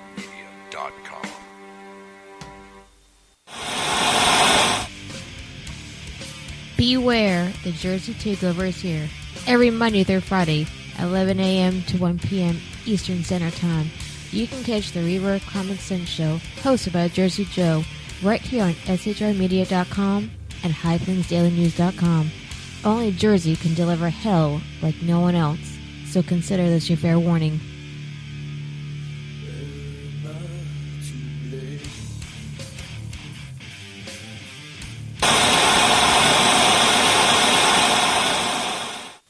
Conservative media done right. You're listening to the SHR Media Network. And welcome back to the Sackheads Radio Show live on the SHR Media Network. It's the last 30 minutes of this crazy rodeo that we call the Sackheads. Thank you so much for sticking with us. Before we went to break, we were talking about FBI Director Comey making his way back to the Hill for the Oversight Committee. There's so many great video clips from today, or audio clips. I put some, by the way, in chat because I think that that's what you're going to go to. You're going to Trey Gowdy, Jason Chaffetz. Oh, wow. Chaffetz ripped it. And so when we were in pre-production, I have to start picking and choosing my battles, right? We only have so much time in the show, and they're Right. longer clips. and all of them are clips that you kind of got to play the entirety, or you're going to miss some substance. They did a really good job. But I had to pick and choose. We've got 26 minutes, so we've got yeah. So I want to start first. I'm going to go for Trey. Really? All right. I'll hold off on Trey. Hold off on Trey. Let's start with Chaffetz. We're going to start with ISA. Okay. Because I thought not ISIS. Not ISIS. Daryl Issa, Representative Issa, who's been relatively quiet the last couple months. Been. So this was kind of old Issa, if you will. Gambetta, immunity. Did you do so knowing about all of the posts he had on Reddit and capturing all of those posts and correspondence where he was asking how to wipe or completely erase on behalf of a VVIP, so to speak? I'm not sure sitting here. My recollection is, and I'll check this and fix it if I'm wrong, that we had some awareness of the Reddit posts. I don't know whether our folks had read them all or not. We had a pretty good understanding of what we thought he had done, but that's my best recollection. Okay, in the last week, en masse, he's been deleting them from Reddit posts. Is that consistent with preserving evidence? And I say that because there's still an ongoing interest by Congress, and only in spite of Reddit's own senior, what they call flak team, trying to hide it, only because a few people caught it, do we even know about it, and is this and other committees interested in getting the backups that may exist on these deletions? I guess my question to you is he destroying evidence relevant to congressional inquiries? And I'll answer it for you, yes, he is. And what are you going to do about it? That's not something I can comment on. Well, let me go into something that concerns this body in a very specific way. As a former chairman issuing subpoenas, I issued a subpoena, and additionally I issued preserved letters. In addition to that, now Chairman Chaffetz issued what were effectively preserved letters. Some of them were directly to Hillary Rodham Clinton while she was still secretary. Others, the subpoena in 2013 was to Secretary Kerry. These individuals destroyed documents pursuant or took it out of federal custody pursuant to our subpoena and our discovery. As a result, they committed crimes. My question to you is, when I was a chairman and I wanted to grant immunity to somebody, I had to go notice the Department of Justice, and you were consulted. Isn't that correct? In a particular matter? In any matter. I don't know whether the FBI is consulted in that circumstance. Okay. For the record, yes. The Department of Justice does not grant immunity without checking with federal law enforcement to see whether it'll impact any ongoing investigation.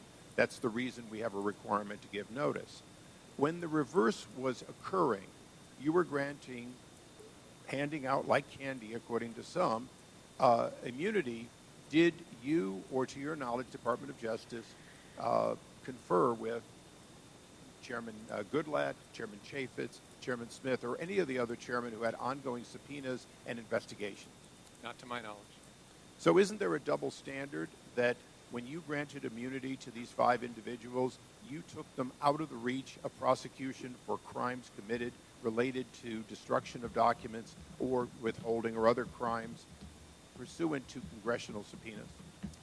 I don't think anybody was given transactional immunity. Oh, really? Now, we have not allowed to make your immunities public, but I'm going to take the privilege of making one part of it public. I read them. You gave immunity from destruction to both of those attorneys, not just turning them over, the documents over, specifically destruction.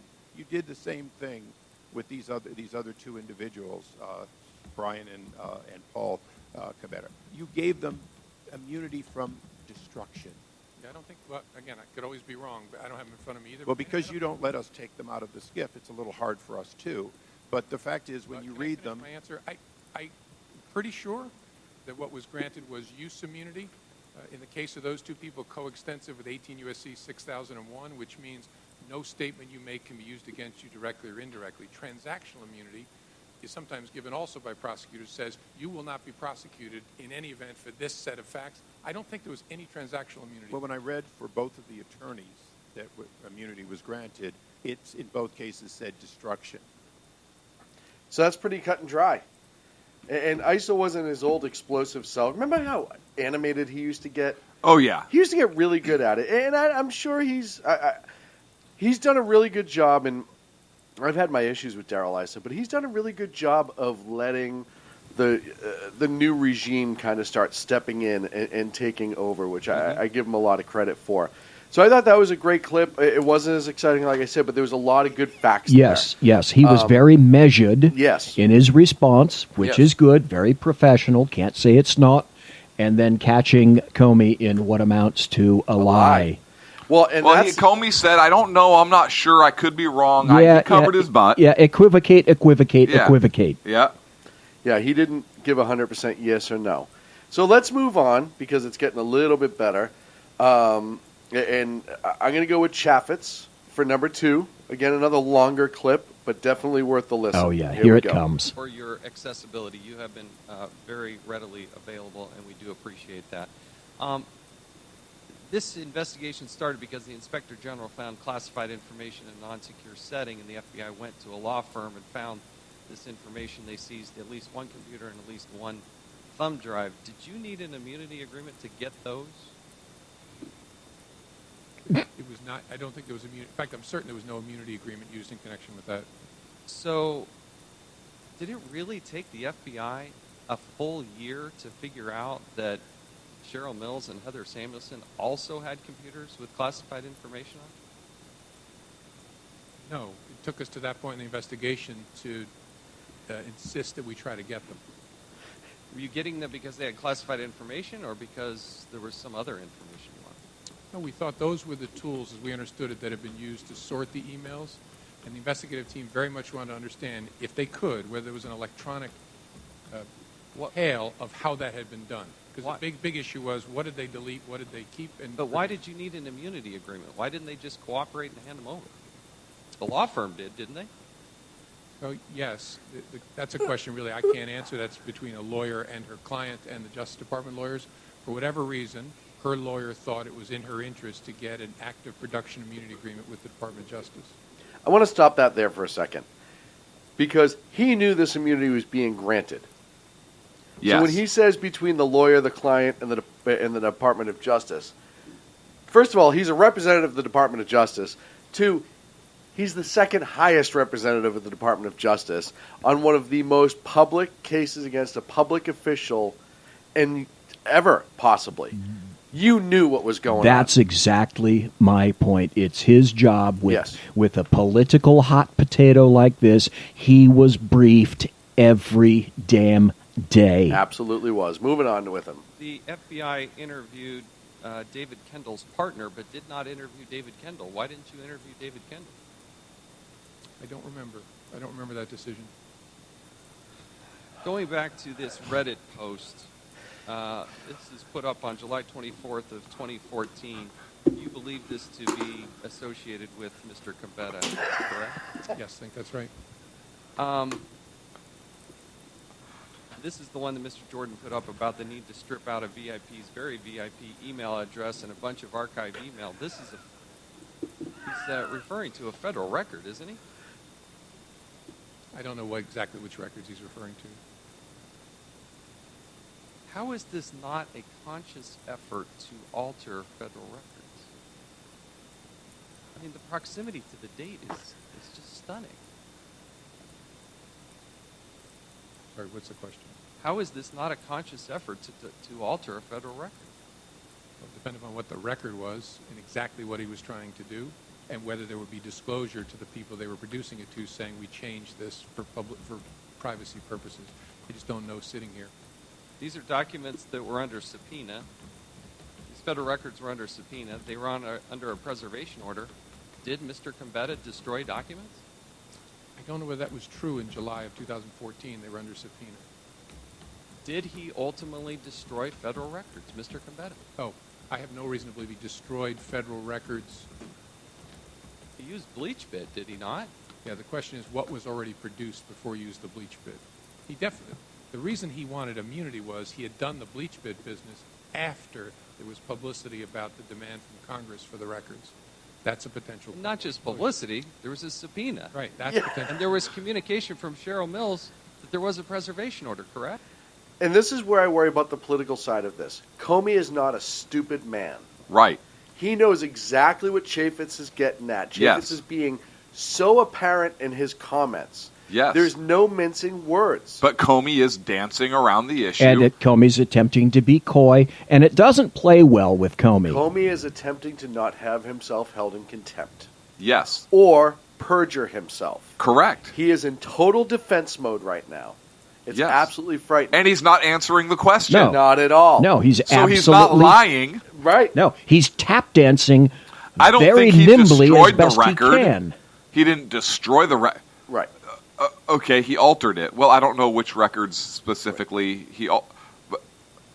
Yeah. Oh, the bleach bit business. Words like that, when you throw the word business on the end, is to try to lessen what it was and make it seem inconsequential. Right. Moving on.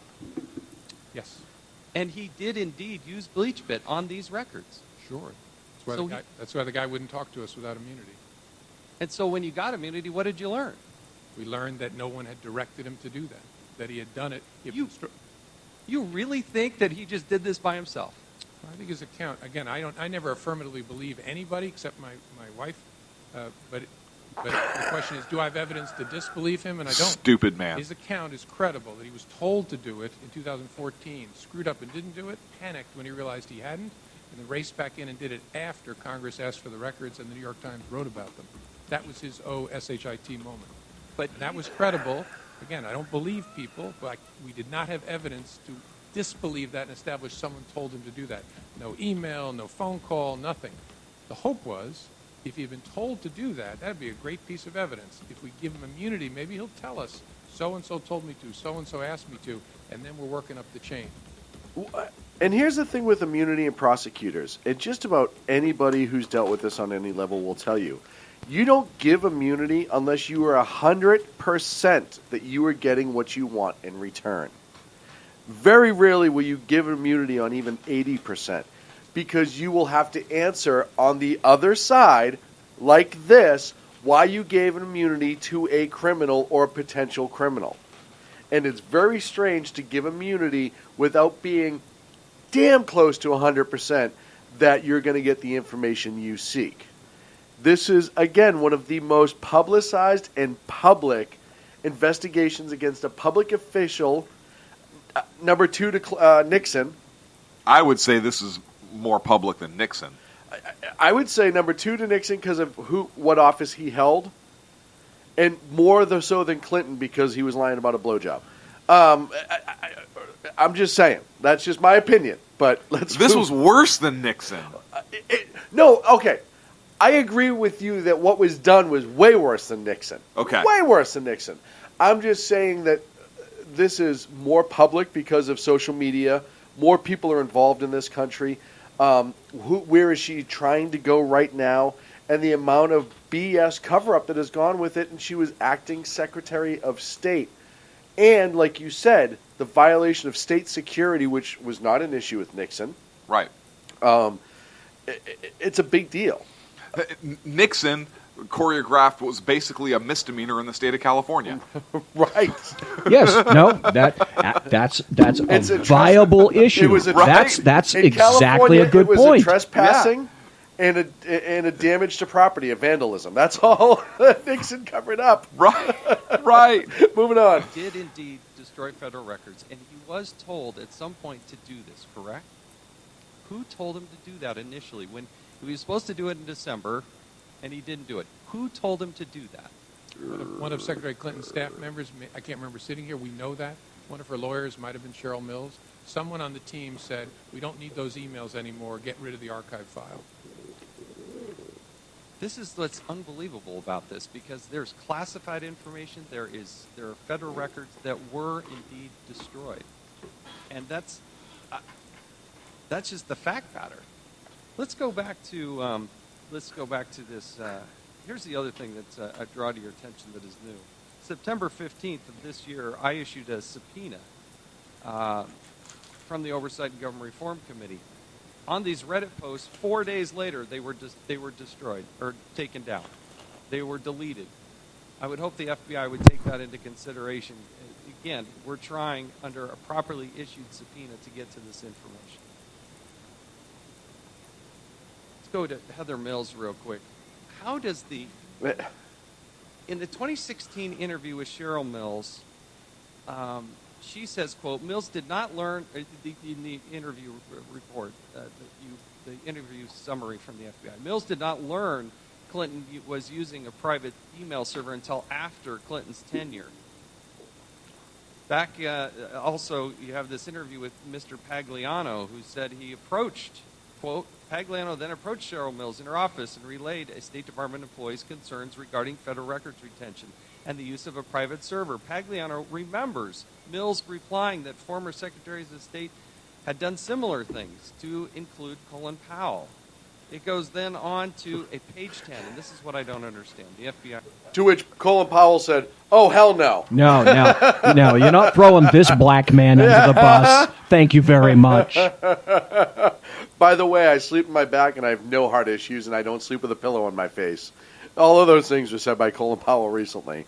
Oh, and he doesn't want to die in a park with his pants around his ankles. Right, and he wasn't dicking bimbos. I writes Clinton's immediate aides, to include Mills, Abedin, Sullivan, and a redacted name, told the FBI they were unaware of the existence of a private server until after Clinton's tenure at State, or when it became public knowledge. But if you look back at the email from Heather Mills, if you go back to 2010, this is to Justin Cooper, okay? Mills to Cooper, who does not, he works for Clinton's. He doesn't work for the State Department. FYI, HRC email coming back. Is server okay? Cooper writes back, you are funny. We're on the same server. She knew there was a server. When there was a problem with Rodney Clinton's emails, what did they do? She called the person who has no background in this, who's not a State Department employee, no security clearance, and then tells the FBI, well, I never knew about that. But there's direct evidence that contradicts this.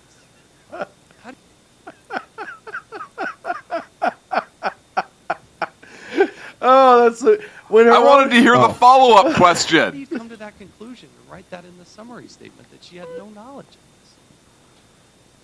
That's a question. Yes. The time of the gentleman has expired, but the director will answer the question. I don't remember exactly sitting here. Having done many investigations myself, there's always conflicting recollections of facts, some of which are central, some of which are peripheral. I don't remember sitting here about that one. Okay, finally.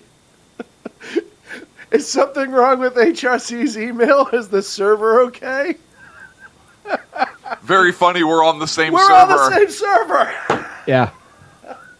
But she had no idea.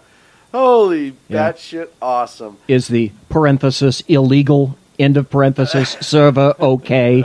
Yeah, exactly. Not legal. Finally, of course, we have the guy who... By the way, I think Chaffetz is going to have a bright future. He's another guy I don't always agree with everything that comes out of his mouth. No, but he's making some good moves here. And I think he's very smart and he's very good at what he does. And I think he does it for the right reasons, even when I don't agree. Finally, Trey Gowdy. I can't wait. My favorite. Bring it. I love Trey. this guy. Well, thank you, Mr. Chairman. I want to start by acknowledging progress. I think it's important that we do so. This morning we've had 9 straight Democrats talk to the FBI about emails without asking for immunity. That's a record. The reason that they have not asked for immunity from Director Comey is they would say they've done nothing wrong. Right out of the gate. I mean, Here's a broadside. Holy crap. Right? Here's a broadside. He's been lining up for that all freaking week. Yes. Yeah, and the great thing about comedy isn't funny unless it's true. Right. I mean, that was... You know what the best part is he telegraphed fastball down the middle, see if he can hit it. Comey couldn't touch it. Moving right along. I find that interesting because that's exactly what Heather Samuelson and Cheryl Mills' attorneys said. In fact, they said it just a few days ago, and I'll quote it. The FBI considered my clients to be witnesses and nothing more. And then Ms. Mills and Ms. Samuelson's attorney said this. I think this is the most interesting part. The Justice Department assured us my clients did nothing wrong.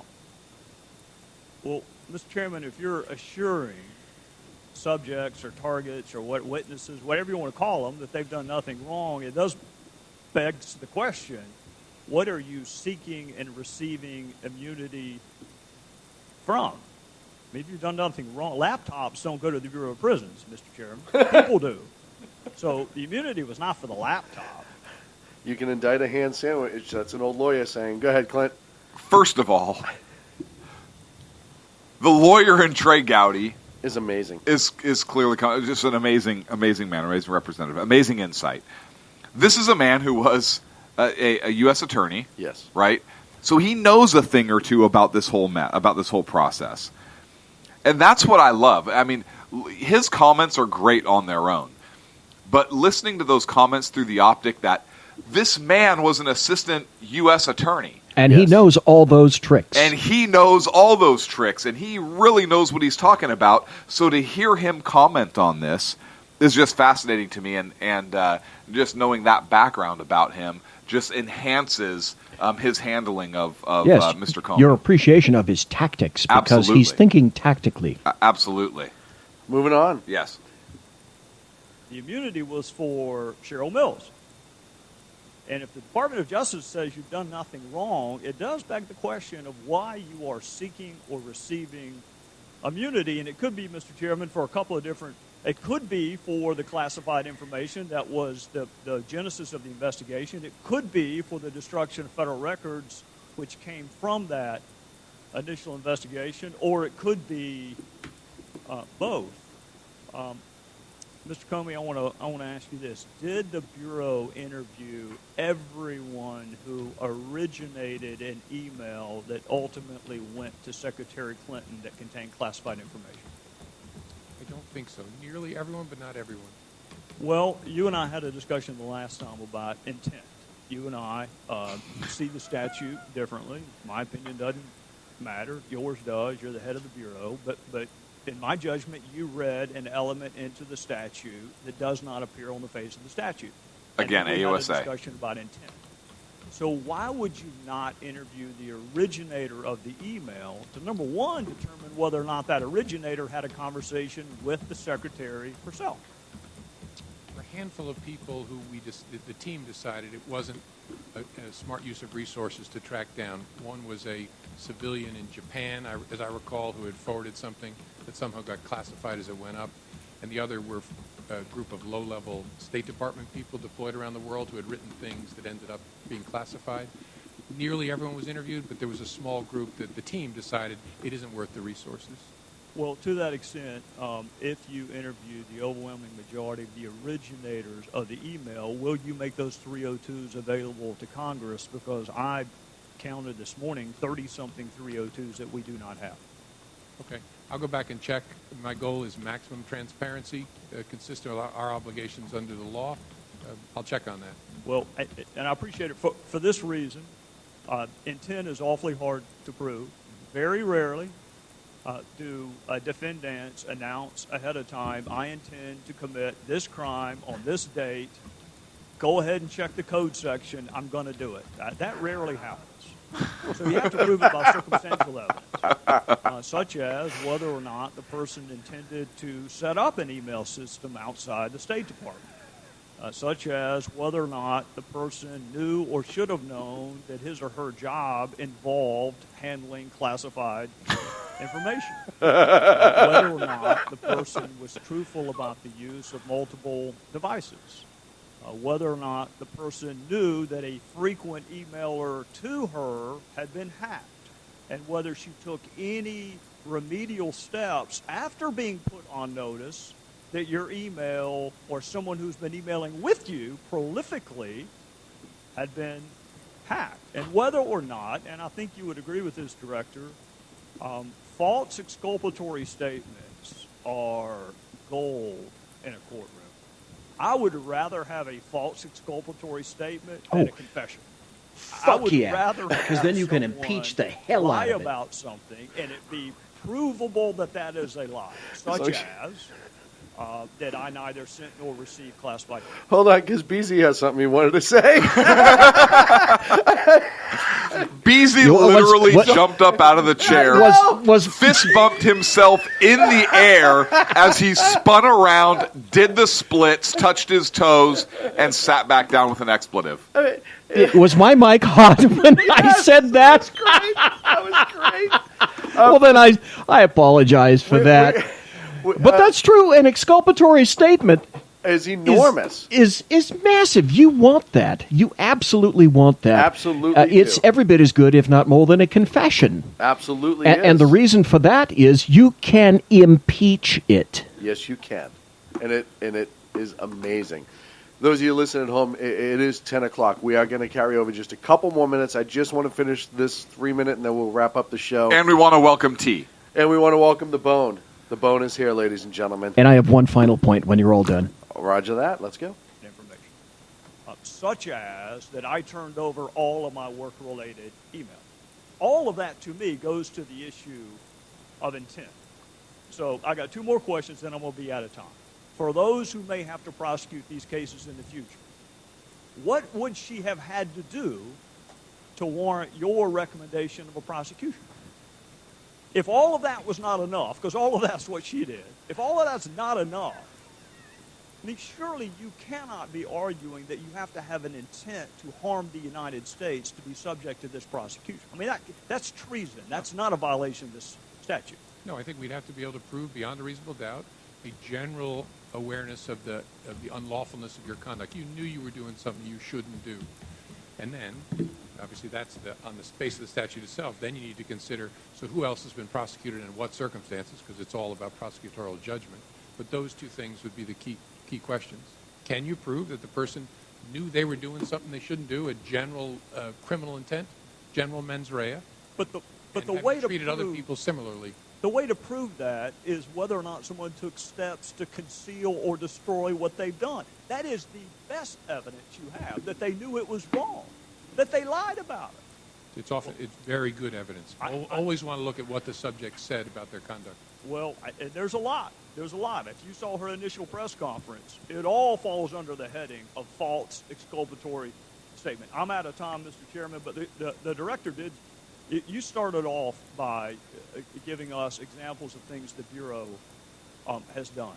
And every one of us who's worked with the FBI, that is the FBI that I know. The one that went and saved that girl in North Carolina, that is the FBI that I know. What concerns me, Director, is when you have 5 immunity agreements and no prosecution, when you are allowing witnesses who happen to be lawyers, who happen to be targets, to sit in on an interview. That is not the FBI that I used to work with. So I've been really careful to not criticize you. In fact, I said it again this morning. They wanted to know, was he gotten to? Did somebody corrupt him? No, I just disagree with you. But it's really important to me that the FBI be respected. And you got to help us understand. Because it looks to me like some things were done differently that I don't recall being done back when I used to work with them. And with that, I would yield back to the chair. Can I respond to that? Yes. I hope someday when this political craze is over, you will look back again on this, because this is the FBI you know and love. This was done by pros in the right way. That's the part I have no patience for. Sorry, sir. Okay, first of all, he didn't say anything about the agents. He was talking about the leadership of the FBI. That's exactly his point. And the agents brought the information to him, and he chose to do nothing with it. It's not the facts or the fact pattern. It's the ultimate decision. Yes. And he could... See, that's the thing. Everything in its line for its time. Comey's job is just to line things up. He could recommend an indictment. That doesn't mean they're going to get one. He didn't even have the sack to recommend an indictment. Yes. Yes. Just a recommendation does not mean a thing. You still have to go through all the rest of it to justify it. It's got to go over to the DOJ. Right. Right. Or present it to the grand jury. Right. There's a lot of different things he could have done. And that's the other thing is he could have easily punted this to the grand jury. Yep. And easily he didn't. have punted this to the No, grand but that jury. wasn't his job. He was delivered a message. and he was told that he was going to take one for the team. And he had to dispose of that horse head. Yes. Wait. Yeah, and it ended up in a bed. Yes. What? Here's my final point, and that's this. I think, truly, Hillary is on a precipice. Yes. I'm not sure she understands exactly... I thought it was called a Sibian. Yes, that too.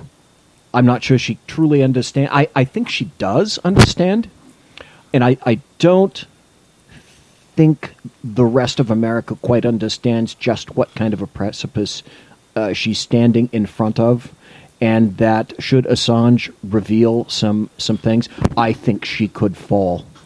Well, I agree. I agree with you. Like I said, she may not be able to get up. It's not impossible.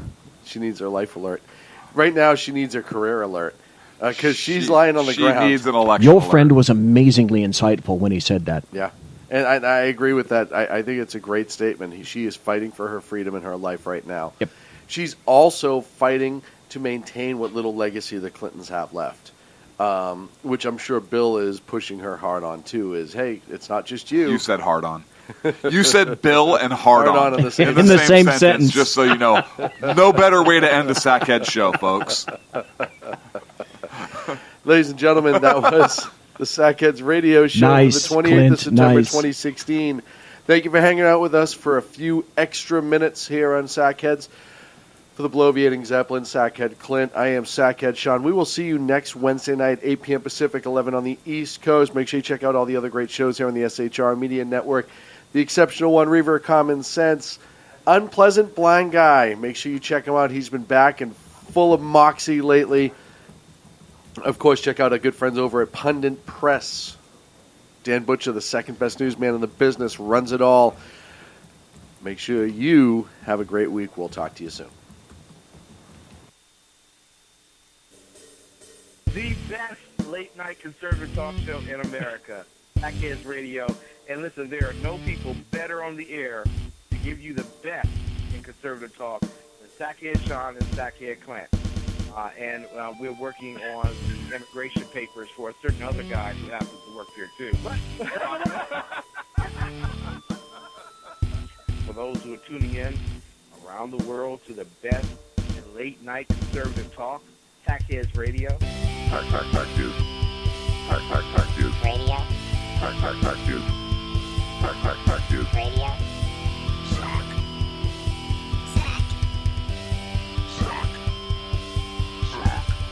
The best late-night conservative talk show in America. In America. In America. And in this web was a large, I'm pretty sure it was the biggest spider I've ever seen.